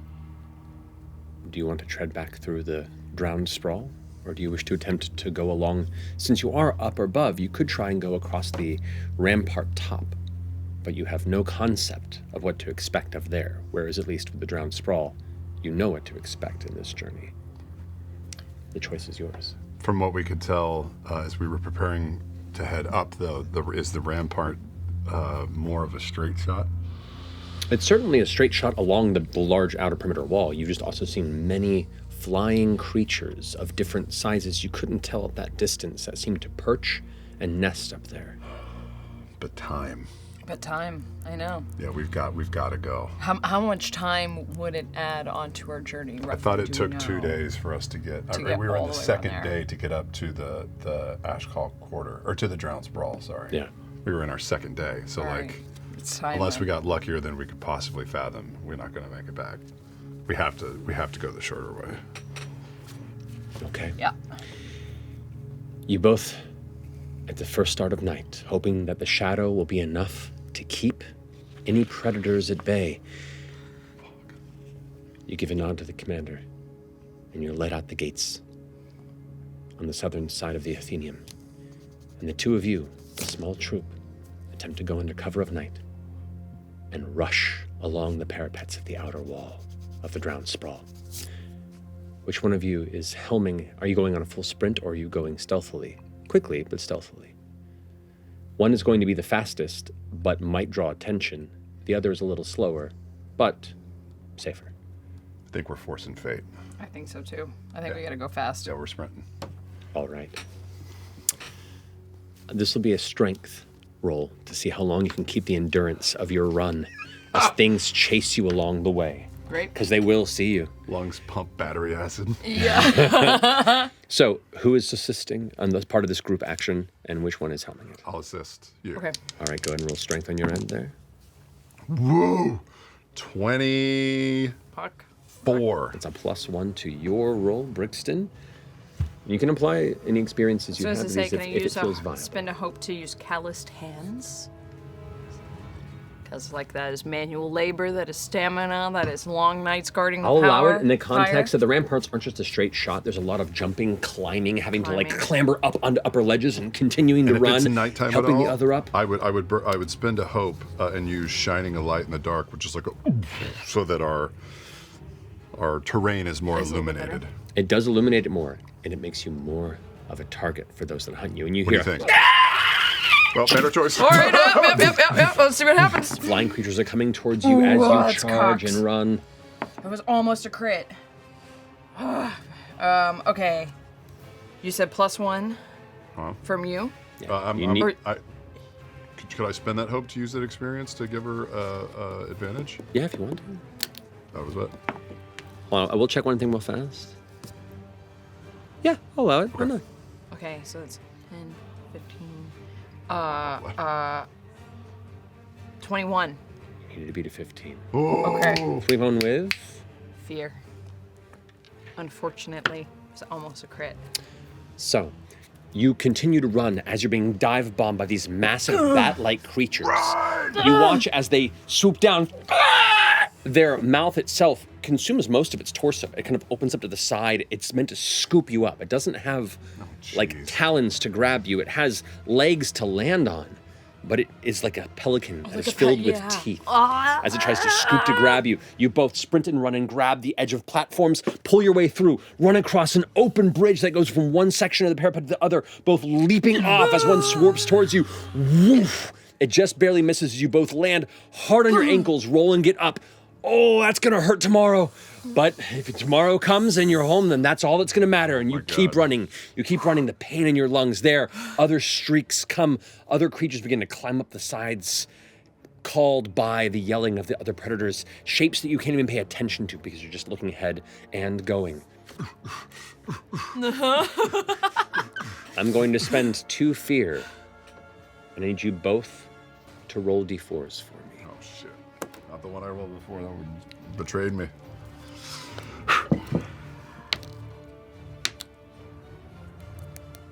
One. 3. You mark 3 stress. Oh, shut up! I keep mark rolling 1. the wrong way. You never know. As the physical exertion and mental exertion of this activity has driven you past any limits you thought conceivable.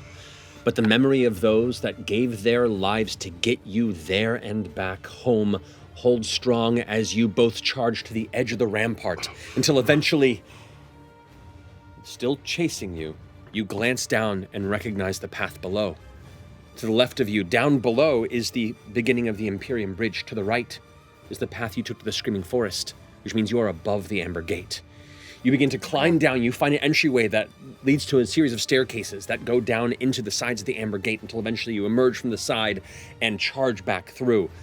The creatures are still searching the top of the gate while you all hide amongst the scrub and coast along the outer rim of the surrounding Ashen Sea marshes. So, who's helming the push into the Screaming Forest? I took the last one, All right. so I'll help you. Now, you did succeed on that, so I'm going to count that down to a progress clock of 2. Okay. Okay. What is this one? What is this roll? So for this here, you're trying to lead back. Okay, here's the question I'm going to ask. Are you going to go back through the familiar space of the Screaming Forest that you last went through, knowing that Mother is dead, but it has its own challenges? Or do you wish to coast along the side of the Ashen Sea that you know is also extremely haunted, and you managed to avoid notice from the spirits before, but are present strongly throughout the night? Which path do you take? So once again, which one's faster? They're both about this. The sea might be faster, but it is definitely the Also unknown, and I think we made up some time there, so maybe I we think can we do the same hedge path as some. well. Yeah, we can hedge a little. Agreed. Okay. So following the familiar path, you trudge into the Screaming Forest. Your eyes pick up some landmarks, and you can see from this kind of descending hillside that's leading down into the kind of the divot that the forest encompasses right here. Before the marsh takes over, you can see the sinkhole that had emerged to your first time back, and that immediately kicks you into knowledge of the position you need to continue to travel. I need you, or whoever's helming this, to make an instinct or knowledge roll based on if you want to just keep your eyes open and sense those landmarks, or analyze and recall the exact path that you took and just keep that sort of attention to detail driving you forward. I'll help you. Okay. For which And I one? can pick either or? Pick either one. I'll pick knowledge. I'll go from a knowledge perspective here. Okay. Okay. 13. 13? That's a -1? -1. I'm going to use my instinct to navigate and perceive and sense our way through the lands that we've been through once before. Come on. That's cocked. Okay. That is 16 with hope. 16 with hope. That is a success. That counts the progress counter down to a 1. As you charge through the Screaming Forest, you can see the fungus that you had previously encountered seem to shift with your footfalls. But since you are in a full sprint, by the time it acknowledges you, its sound vanishes. You can feel the forest coming alive, but by its own nature, it doesn't come alive quite as quick as those as determined as you are. Most people that travel through this forest have to take it somewhat slow for the fear of unknown, for the fear of the hive, for the fear of things that ever hunt and seek here. But you've already been through here and have more important matters. So you can hear the Screaming Forest beginning to rouse behind you. But you are keeping pace enough where it's just one step behind. You hear the distant sounds of a buzzing network. 4, 12. This low. Oh, God. Oh my god. Okay. Of a cloud of winged entities, likely bent through hunger or vengeance, trying to follow suit.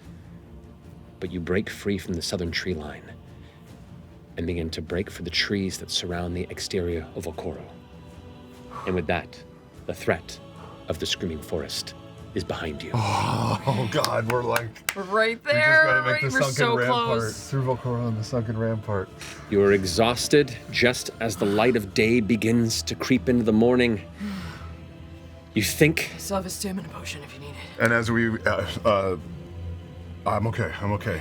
As we hit Volcoro, or the outsides of it, can we check the skies? Like, how does it look? I mean, the skies look fine. It's the sound. It's the sound you're familiar with because umbral winds are a recurring presence in this realm. No one knows quite what or why the Umbra is. But wherever it goes with intent and hunger. And where it goes, the screams, the squeals, the distant high-pitched whines, the sound of 1,000 souls crying out at once. And it's getting louder and louder and louder. Do you rest or do you continue to go? Oh, we fucking keep going, baby. We keep going. Yeah. And I also just say, we have to consider the possibility that we might have to create a new pyre if we can't get there in time. And we could bring people to it, but if we're lost, also there's no hope for Desperloch. But we push through. You're right. You're right. It's a last resort. Okay. As you rush around Vokoru, the soldiers shout, "We have arrivals! Hello, who goes? Hello?" And you just arc past. No. And then start rushing westward. Stay inside! Danger's coming! You see, like, looking up there, they are battening things down. Yeah. Previously, there was a whole battalion of scouts. Now there's just maybe 4. And you can see they're like closing windows. And where the bustling city once was, it is silent. Yeah.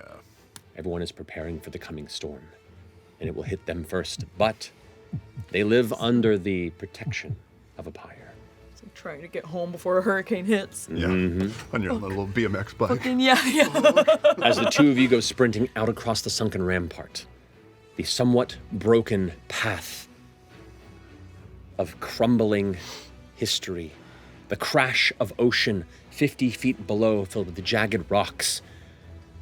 Who is spearheading this, hopefully, maybe, final portion of the trek with success? Damn, it's you again, baby. Yeah. Okay. Are you going to assist me? Yeah, 100%. Okay. All right, so go ahead. I will say for this, you can either use knowledge to recall the exact path you took to remind you of where the best step points are, the strongest footholds, and to know where the pain beasts are hunting. Okay. Or you could try and go for finesse to make the jumps better, but danger might find you along the way. The choice is yours. My finesse sucks. I'm going Mine's with 0. knowledge. Go with knowledge. All right, Okay. go ahead and Yeah, roll knowledge for me first, as well. just part of the group action roll. Okay. 15 for me. 15? Yeah. It's a +1. I'm going to spend my last fear. As the shrieks and screaming of the coming Umbra just gets louder, you can't help, after focusing forward as hard as you can, the necessity to look forward as you charge. It's like Hades Town. I was about to say, Don't look back. It's very much that moment of like knowing you don't want to look, and you can't help but look over your shoulder, and you can see the darkened swell of shadow that swirls and swarms. And you have disadvantage on this roll. Wait, can I spin hope to give him advantage and negate that? If you have a hope to spend. I do. You have 1 left? Yeah, I have 2 left. I got 1. Yeah, I'm gonna spin a hope, and I'm just praying. Okay. Yeah, she's full zealot, praying over the course of this. 15 is the difficulty on this. Okay. Straight roll. Knowledge is 0. +1 with her help. +1. Blessed be the very gods, please. Do not forsake us. Cursed away. The Umbra wins. 12. With hope. With hope? You take a hope. And so the progress clock does not continue. The Umbra grows closer. The exhaustion is peering through you, and you get halfway across the rampart before part of the rampart crumbles, and you watch as Idol begins to slip. No, can I grab him? You grab his hand and keep him there held. You pull him up on the edge, but you both realize this jump that's ahead of you is the wide jump that your troop had battled the pain beasts before. And this is a jump that's a little too far unless you really try and rally. With this, I need you both to mark 2 stress with the approach of the Umbra. Okay. Oh my god, oh my god! We're so close! You're 1 success away from finishing this progress clock. 1 success away. But if either of you, are you, how close are you both to becoming out of stress? I have 2 stress left. I have 3 stress left. Okay. We'll see. We'll see. You might have 1 or 2 more chances, including this one. So, are we able to pop those stamina potions? Or if you got a stamina potion, yeah. I'll pop a stamina potion if it's not gonna belabor us. No, you just grab it as you run. I tossed you one. Do you want one? Yeah, Sure. because we still have that one that was on screen. One? Whatever. It's All okay. right, you take Here, that. 2. So, 1. Jeez, well, it's something. Yeah, it's something. All right, so both of you stand here and you hear the entire western sky is darkness in the late morning. And just the minute you glance over again, you swear you can see it shifting. And for a split second, you can see this monstrous face in it just... No. You blink and it's gone. And you look away and you're like, fuck. What do you do to cross this gap? What do we do to cross this gap? What do we do to cross this gap? Okay, I have a pitch. Okay. Do we still have that rope? We do? I toss Idle the end of the rope. Okay. Toss Idle the rope. Toss me, yeah. Toss me the idol. Toss me the rope. On the count of 3, I want you to jump as hard as you can. And I'm gonna try and give you a little boost. Okay. Okay, ready?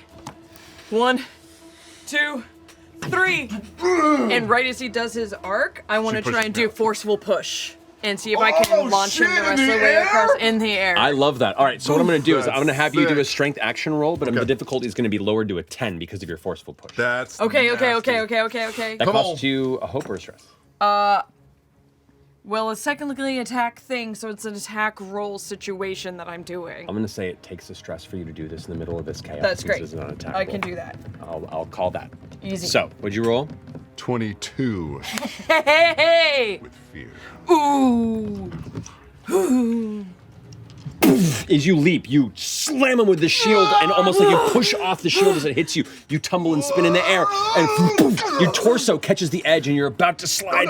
You grab the stone and pull yourself up, and now you both hold both ends of this tether across the way as the approaching Umbra, still miles away, tens of miles away, hundreds of miles away. It's hard to tell at this scale. Wrap it around my arm. Actually, find a pillar on the other edge of the bench. Wrap it around. Throw it around my waist.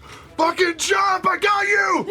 You run and you leap. You get across the way. The rope easily enough to grab you there. You both are now on the opposite side of the rampart. You also hear at this point Come on, man. the sound of a pain beast had heard your shouts and is now giving chase as well as you both run.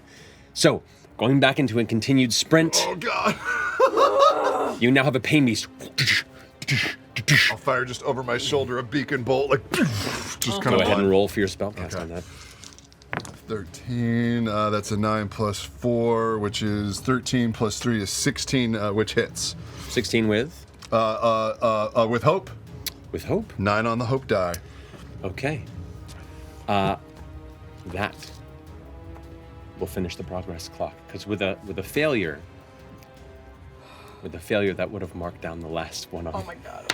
The one here. So cavalierly, just shot that over my shoulder. I know. Like an asshole. Oh. But as the pain beast leaps to pounce onto Brixton, in the air, you blast back with the bolt. It hits it in the chest and knocks it just off of enough of its arc axis that it misses both Brixton and the wall and tumbles down into the ocean below. You hear both impact in water and rock as it breaks against one of the shoal stones below, and you just continue to run. Run as hard as you can. It gets darker and darker and darker. What should be a noonday sun is now a dark and clouded sky. The winds rush past you as you breach the outside of the jungle, Vavidor. And instinctually, you look for the flame of the sacred pyre that carries you home before you have to remind yourself there is none. The winds are getting louder. Brixton gets the blessed branch out and is clutching it in her hand now. You fear you might be lost. You fear as you run, charge forward, the path before you, the broken bridge in the path, you both leap over the water as best you can, get about waist deep in it, continue to push forward, the iciness of it soaking through your armor and your pants. We're so close. Push anyway, both of you together grab onto the edge of the riverbank and lift up onto it. The wind blowing past even louder still. You can't hear yourselves unless you shout now, the wind is so strong. And once again, you look back and see that face. Rushing towards you. Breaking through the jungle line and pushing down the path. You go. You feel your vision start to tunnel. You feel the exhaustion creep in. You feel like maybe your body's about to give out. Maybe it's not enough. Maybe it was worth a shot and you did your best. But there are limits to everything. And you just get a glimmer of the slag wall. And as you rush towards it, you can't. Your mouth is dry. Your lips are cracked. Your voice, you try and utter a noise and it comes out like a squeak. And as you run towards it, you see two figures, themselves like battened down and fearful. You see 5 figures. You see the vigil that remains standing on the wall, ready to accept the terror of the storm that's about to consume them. Open the gates! They all turn and look. I just pump the blessed branch up into the air. They all look back in disbelief as a hand reaches forward.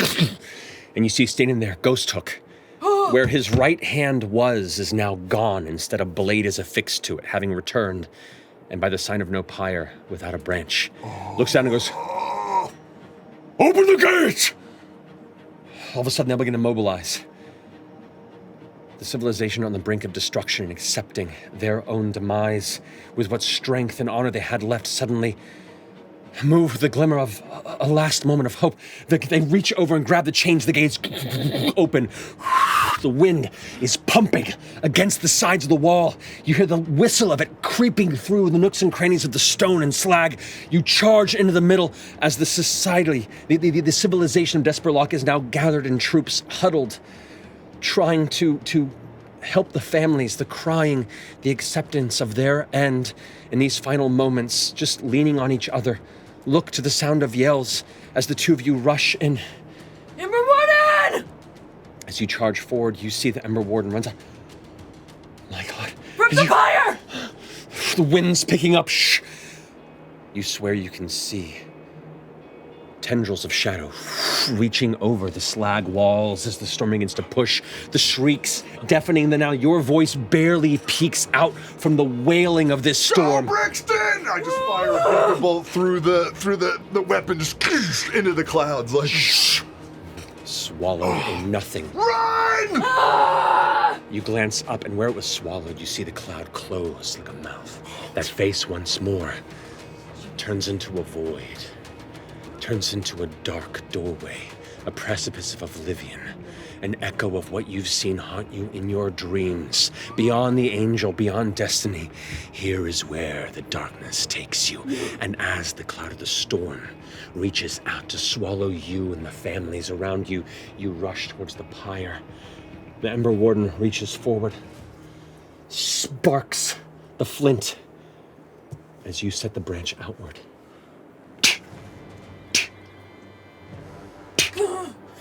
And I just fucking dunk it. The flames burst into a massive inferno around. A light that not fire can create, but a flicker of divine prominence. A momentary image of the old world's protection returns as the fire burns upward, and the shriek of the umbral storm becomes a shriek of agony. The sky threatens to tear itself apart as the shadow dissipates. And then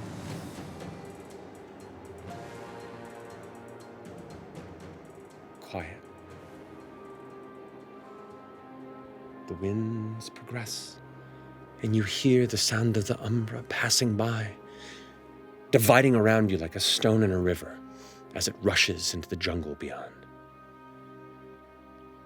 The entirety of the city stands still, locked. 300 people in disbelief as they all turn and see the flickering beacon of safety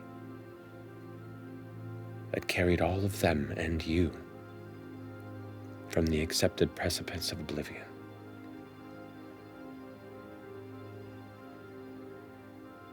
The silence breaks with crying and cheering and sobbing and yelling and backpats. The entirety of Desperloch clambers forward and embraces you, embraces each other. A communal sigh of relief. Hail the Pyre War. Yeah.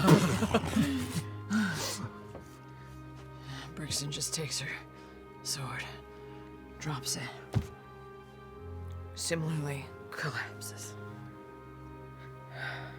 As the shadow of unconsciousness claims you both, here in the darkness, dreamless forever. Perhaps that was it. Maybe that was your final act. And this is the sweet release of death finally letting you rest.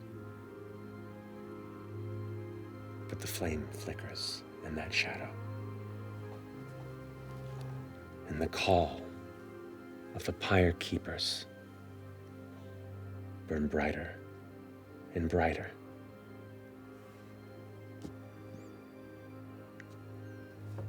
As you glance up, you see the faces of the children you grew up with. You see the faces of your chosen brethren who came into this position with you, those lost and those still here.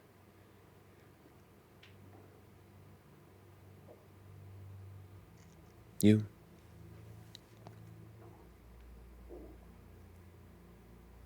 That dark oblivion passes. And whereas the visions of late have been of dark destiny or confusing promise, now it's just thoughts, quiet spiritual prayers in your silence of sleep for those that gave it all so you could do this. No golden omens, just memory. Weeks have passed, and Desperloch reclaims its normalcy as much as any settlement can here in this dark century. But Brixton, where do we find you here in the times that follow your charge and return to Desperloch?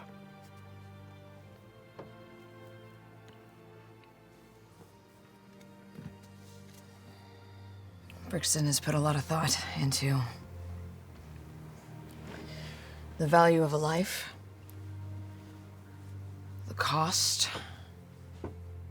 of others, and saving those.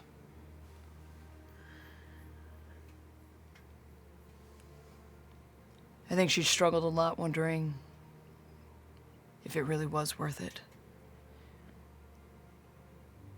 You can weigh 1 life, 2 lives, 3, half a dozen, and say their sacrifice was worth it. That's just in the numbers.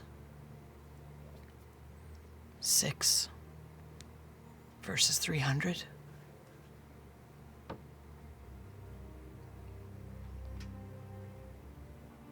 But that number, the 5 fellow companions that she was with.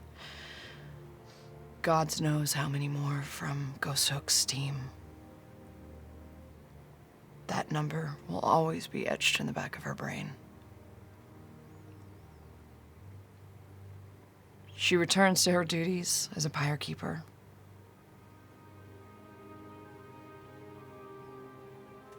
But that lingering thought, the crying faces of the Celsian Athenium, a settlement arguably far more fortunate than Desperloch, and the pervasive misery that still plagued them.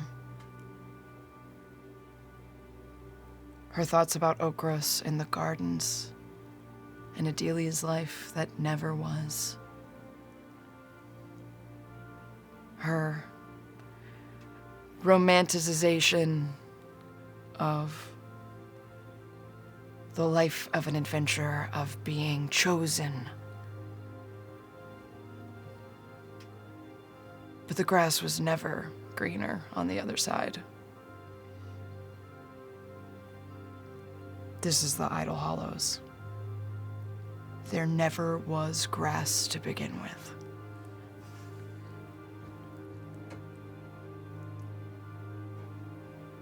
Brixton is older in age, at least for the lifespan of one in the Halcyon domain.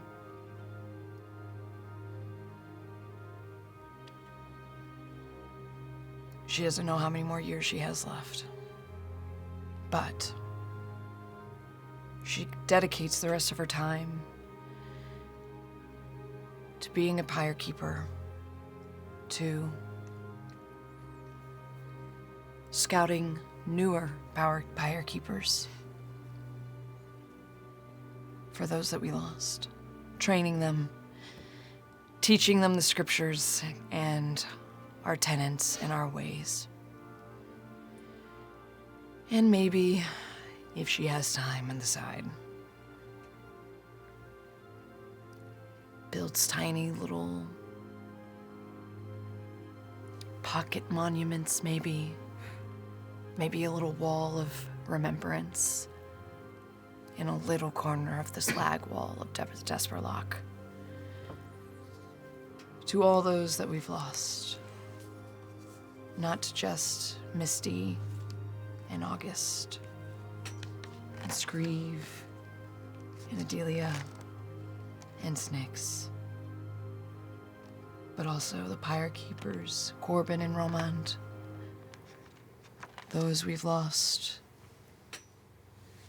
from all of the Delvers, all of the Vigil. 5 lives for 300. But it's still too many.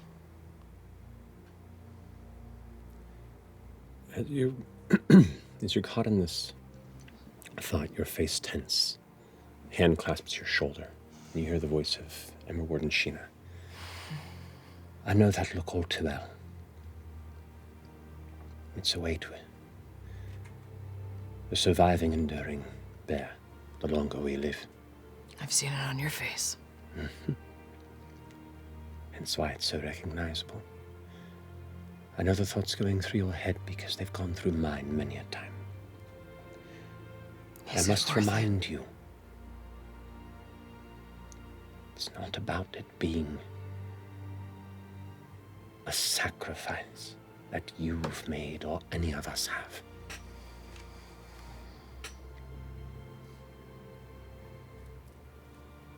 It's just the unfortunate nature of this world. We do our best, and we endure and continue to live and teach and laugh and tell stories and farm and garden, because those who are brave enough will do whatever it takes to give us that opportunity. Is it fair? Never. But would you want your memory sullied with others, concerned about whether or not your sacrifice for these children was worthy?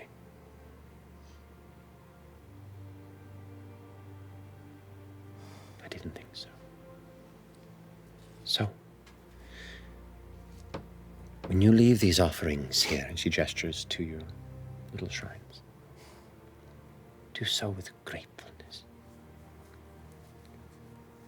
It's never fair, but it is incredible.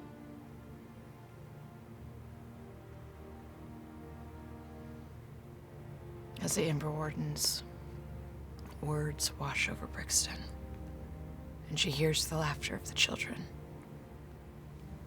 there's almost the faintest, briefest moment where she thinks she hears Violet.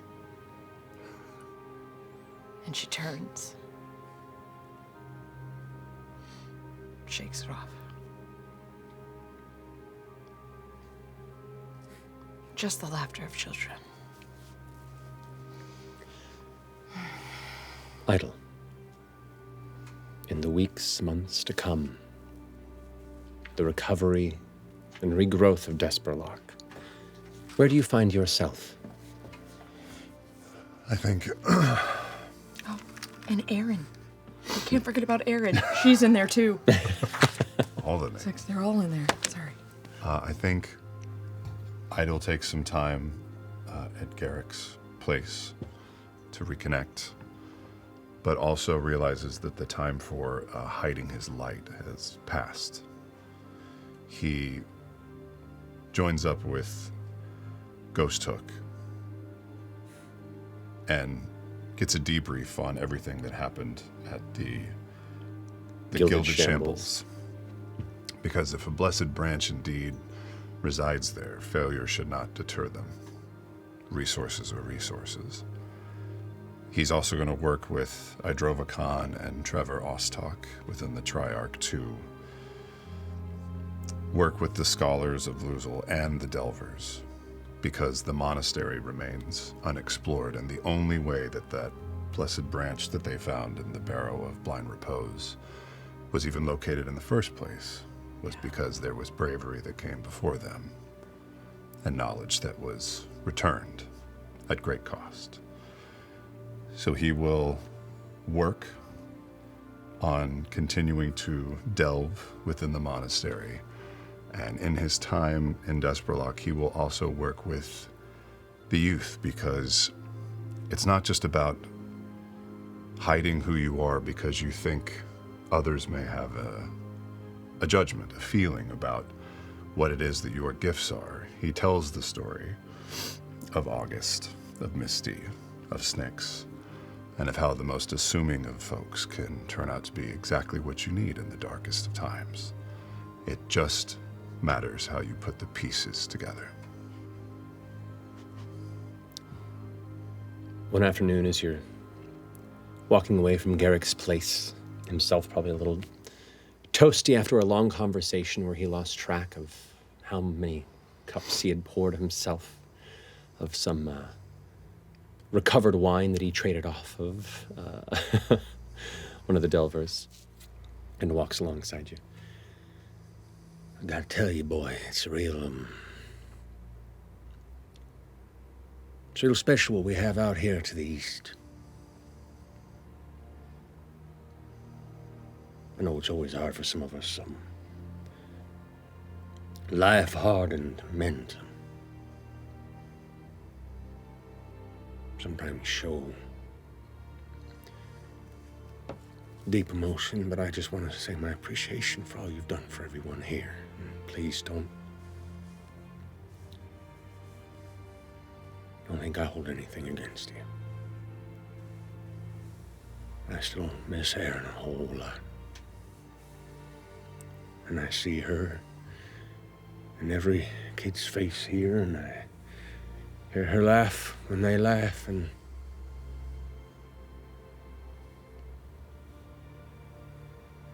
a little part of her lives on in all of us. I don't think it would surprise you if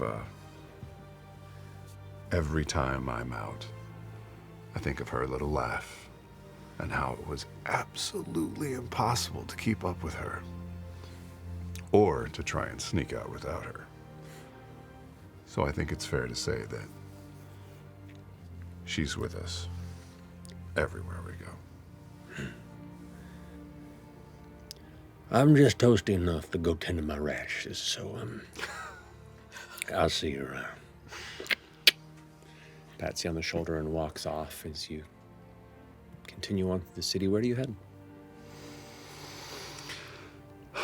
If it's a night of rest, I'll probably make my way down by the pyre just to see if Brixton is around.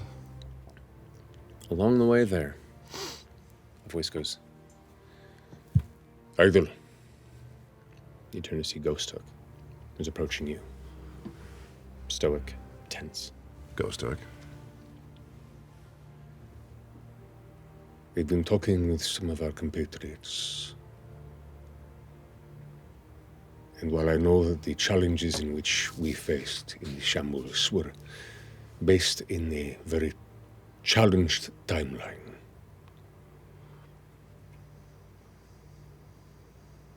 a part of me still thinks that there is something there to find.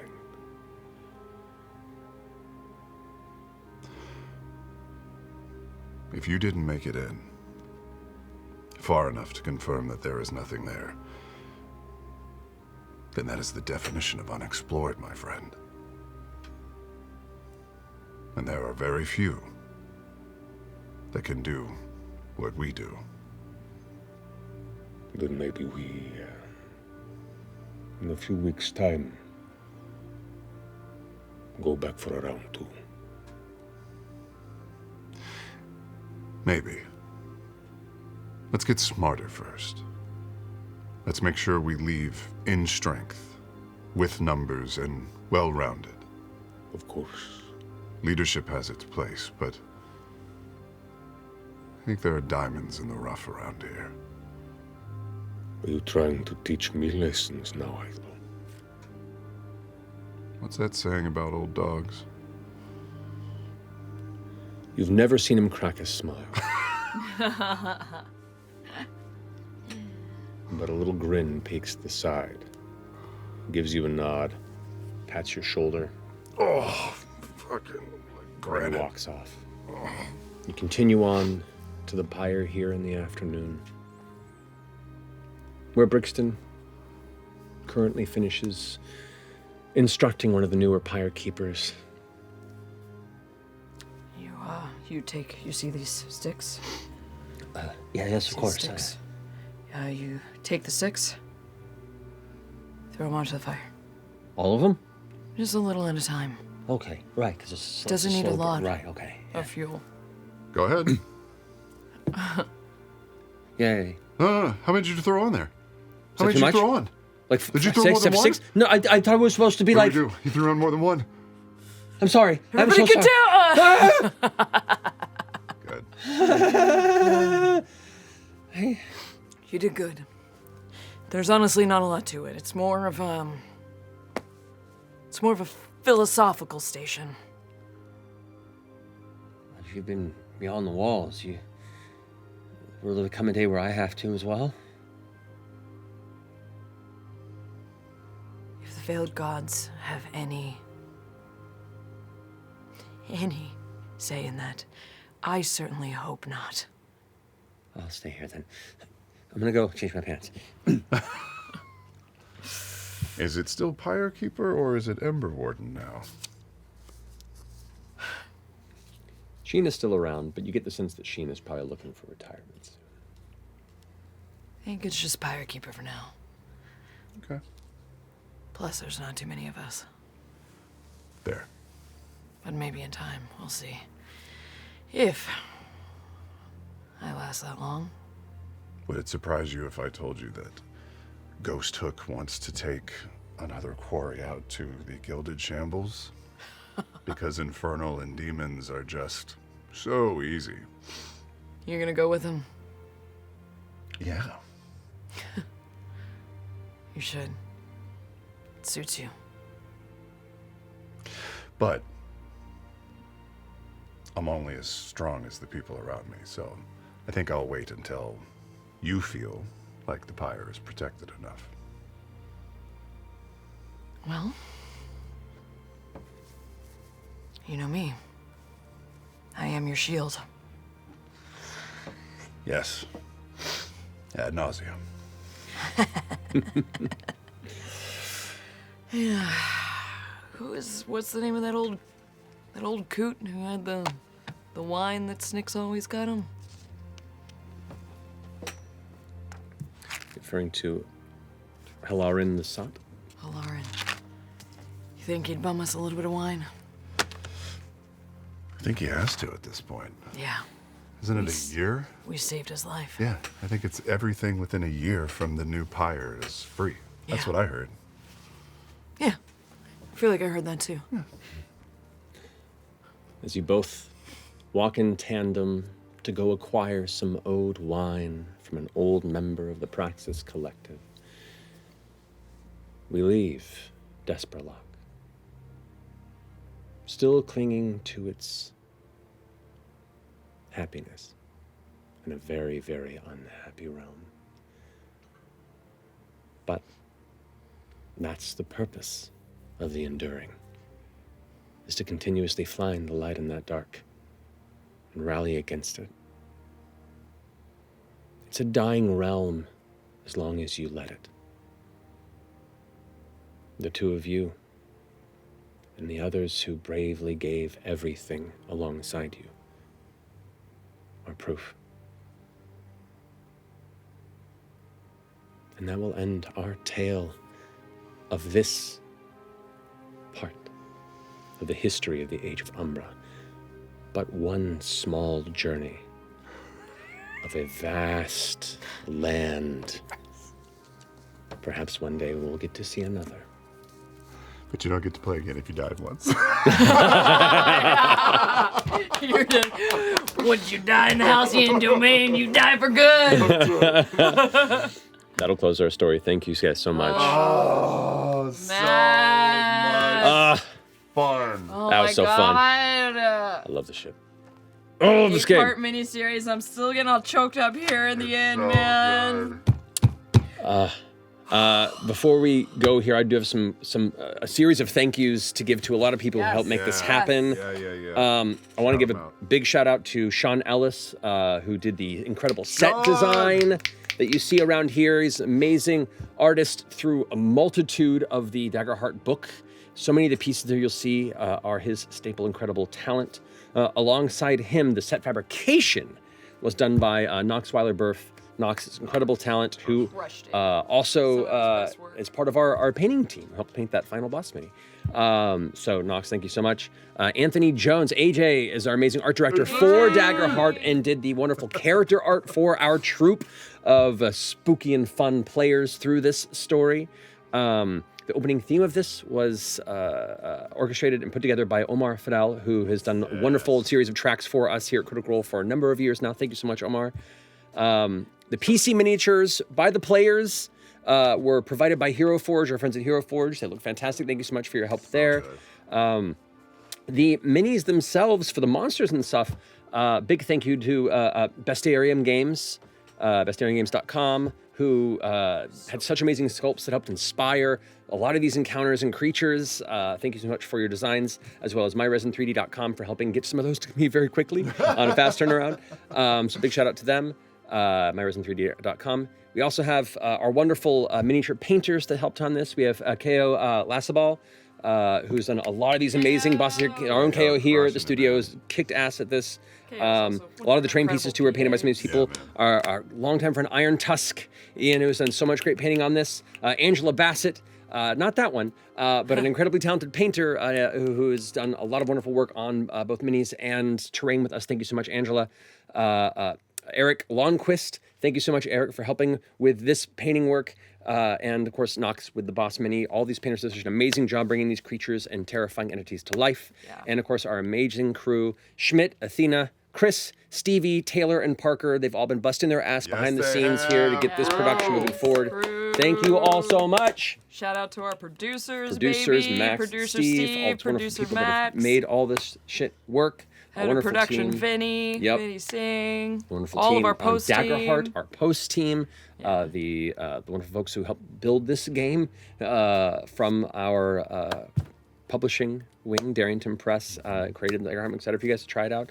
fucking love this system so much. Yeah, I want to do another frame so I know. I know I said I hated it earlier, but that's not true. And a big thank you to all of our wonderful players who came in, who will come in here to talk about this after the cooldown here in just a moment afterward on Beacon. So I think they're waiting in the wings. well, let's bring them in you guys here. want to come on in here? Come We'll on and see give a you at the wave. cooldown. Give a wave before we go to cooldown, so we can finish out Yes. this finale.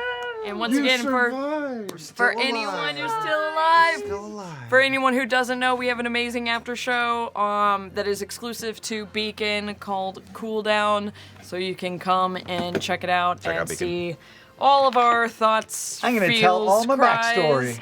and Sam's gonna read his backstory. And so I guess we could tell our backstories. Yeah, if we can feel do that like it. for that. So neat. But no, thank you all so much for joining us on this Age of Umbra series. Very special for me because this game, Daggerheart, has been such a hard bit of work for so many wonderfully talented people. But also this setting was something that I was really excited to put into the book as a campaign frame, not thinking I'd have the opportunity to actually explore it here, and really enjoyed this. more So umbies. hope you enjoyed it too. If you like it, please watch it. Tell your friends, because if it does well, maybe we'll do more down the road. But once again, thank you all so much for joining us. We love you very much. And is it Thursday? Woo! Good night. Hey, we all survived. All of us. We all of us. Every single one. Everyone that set out made Everyone it that we back. started with. You just made a me umbies joke, and now I feel like we got to make those. Me Me umbies, me umbies, me undies.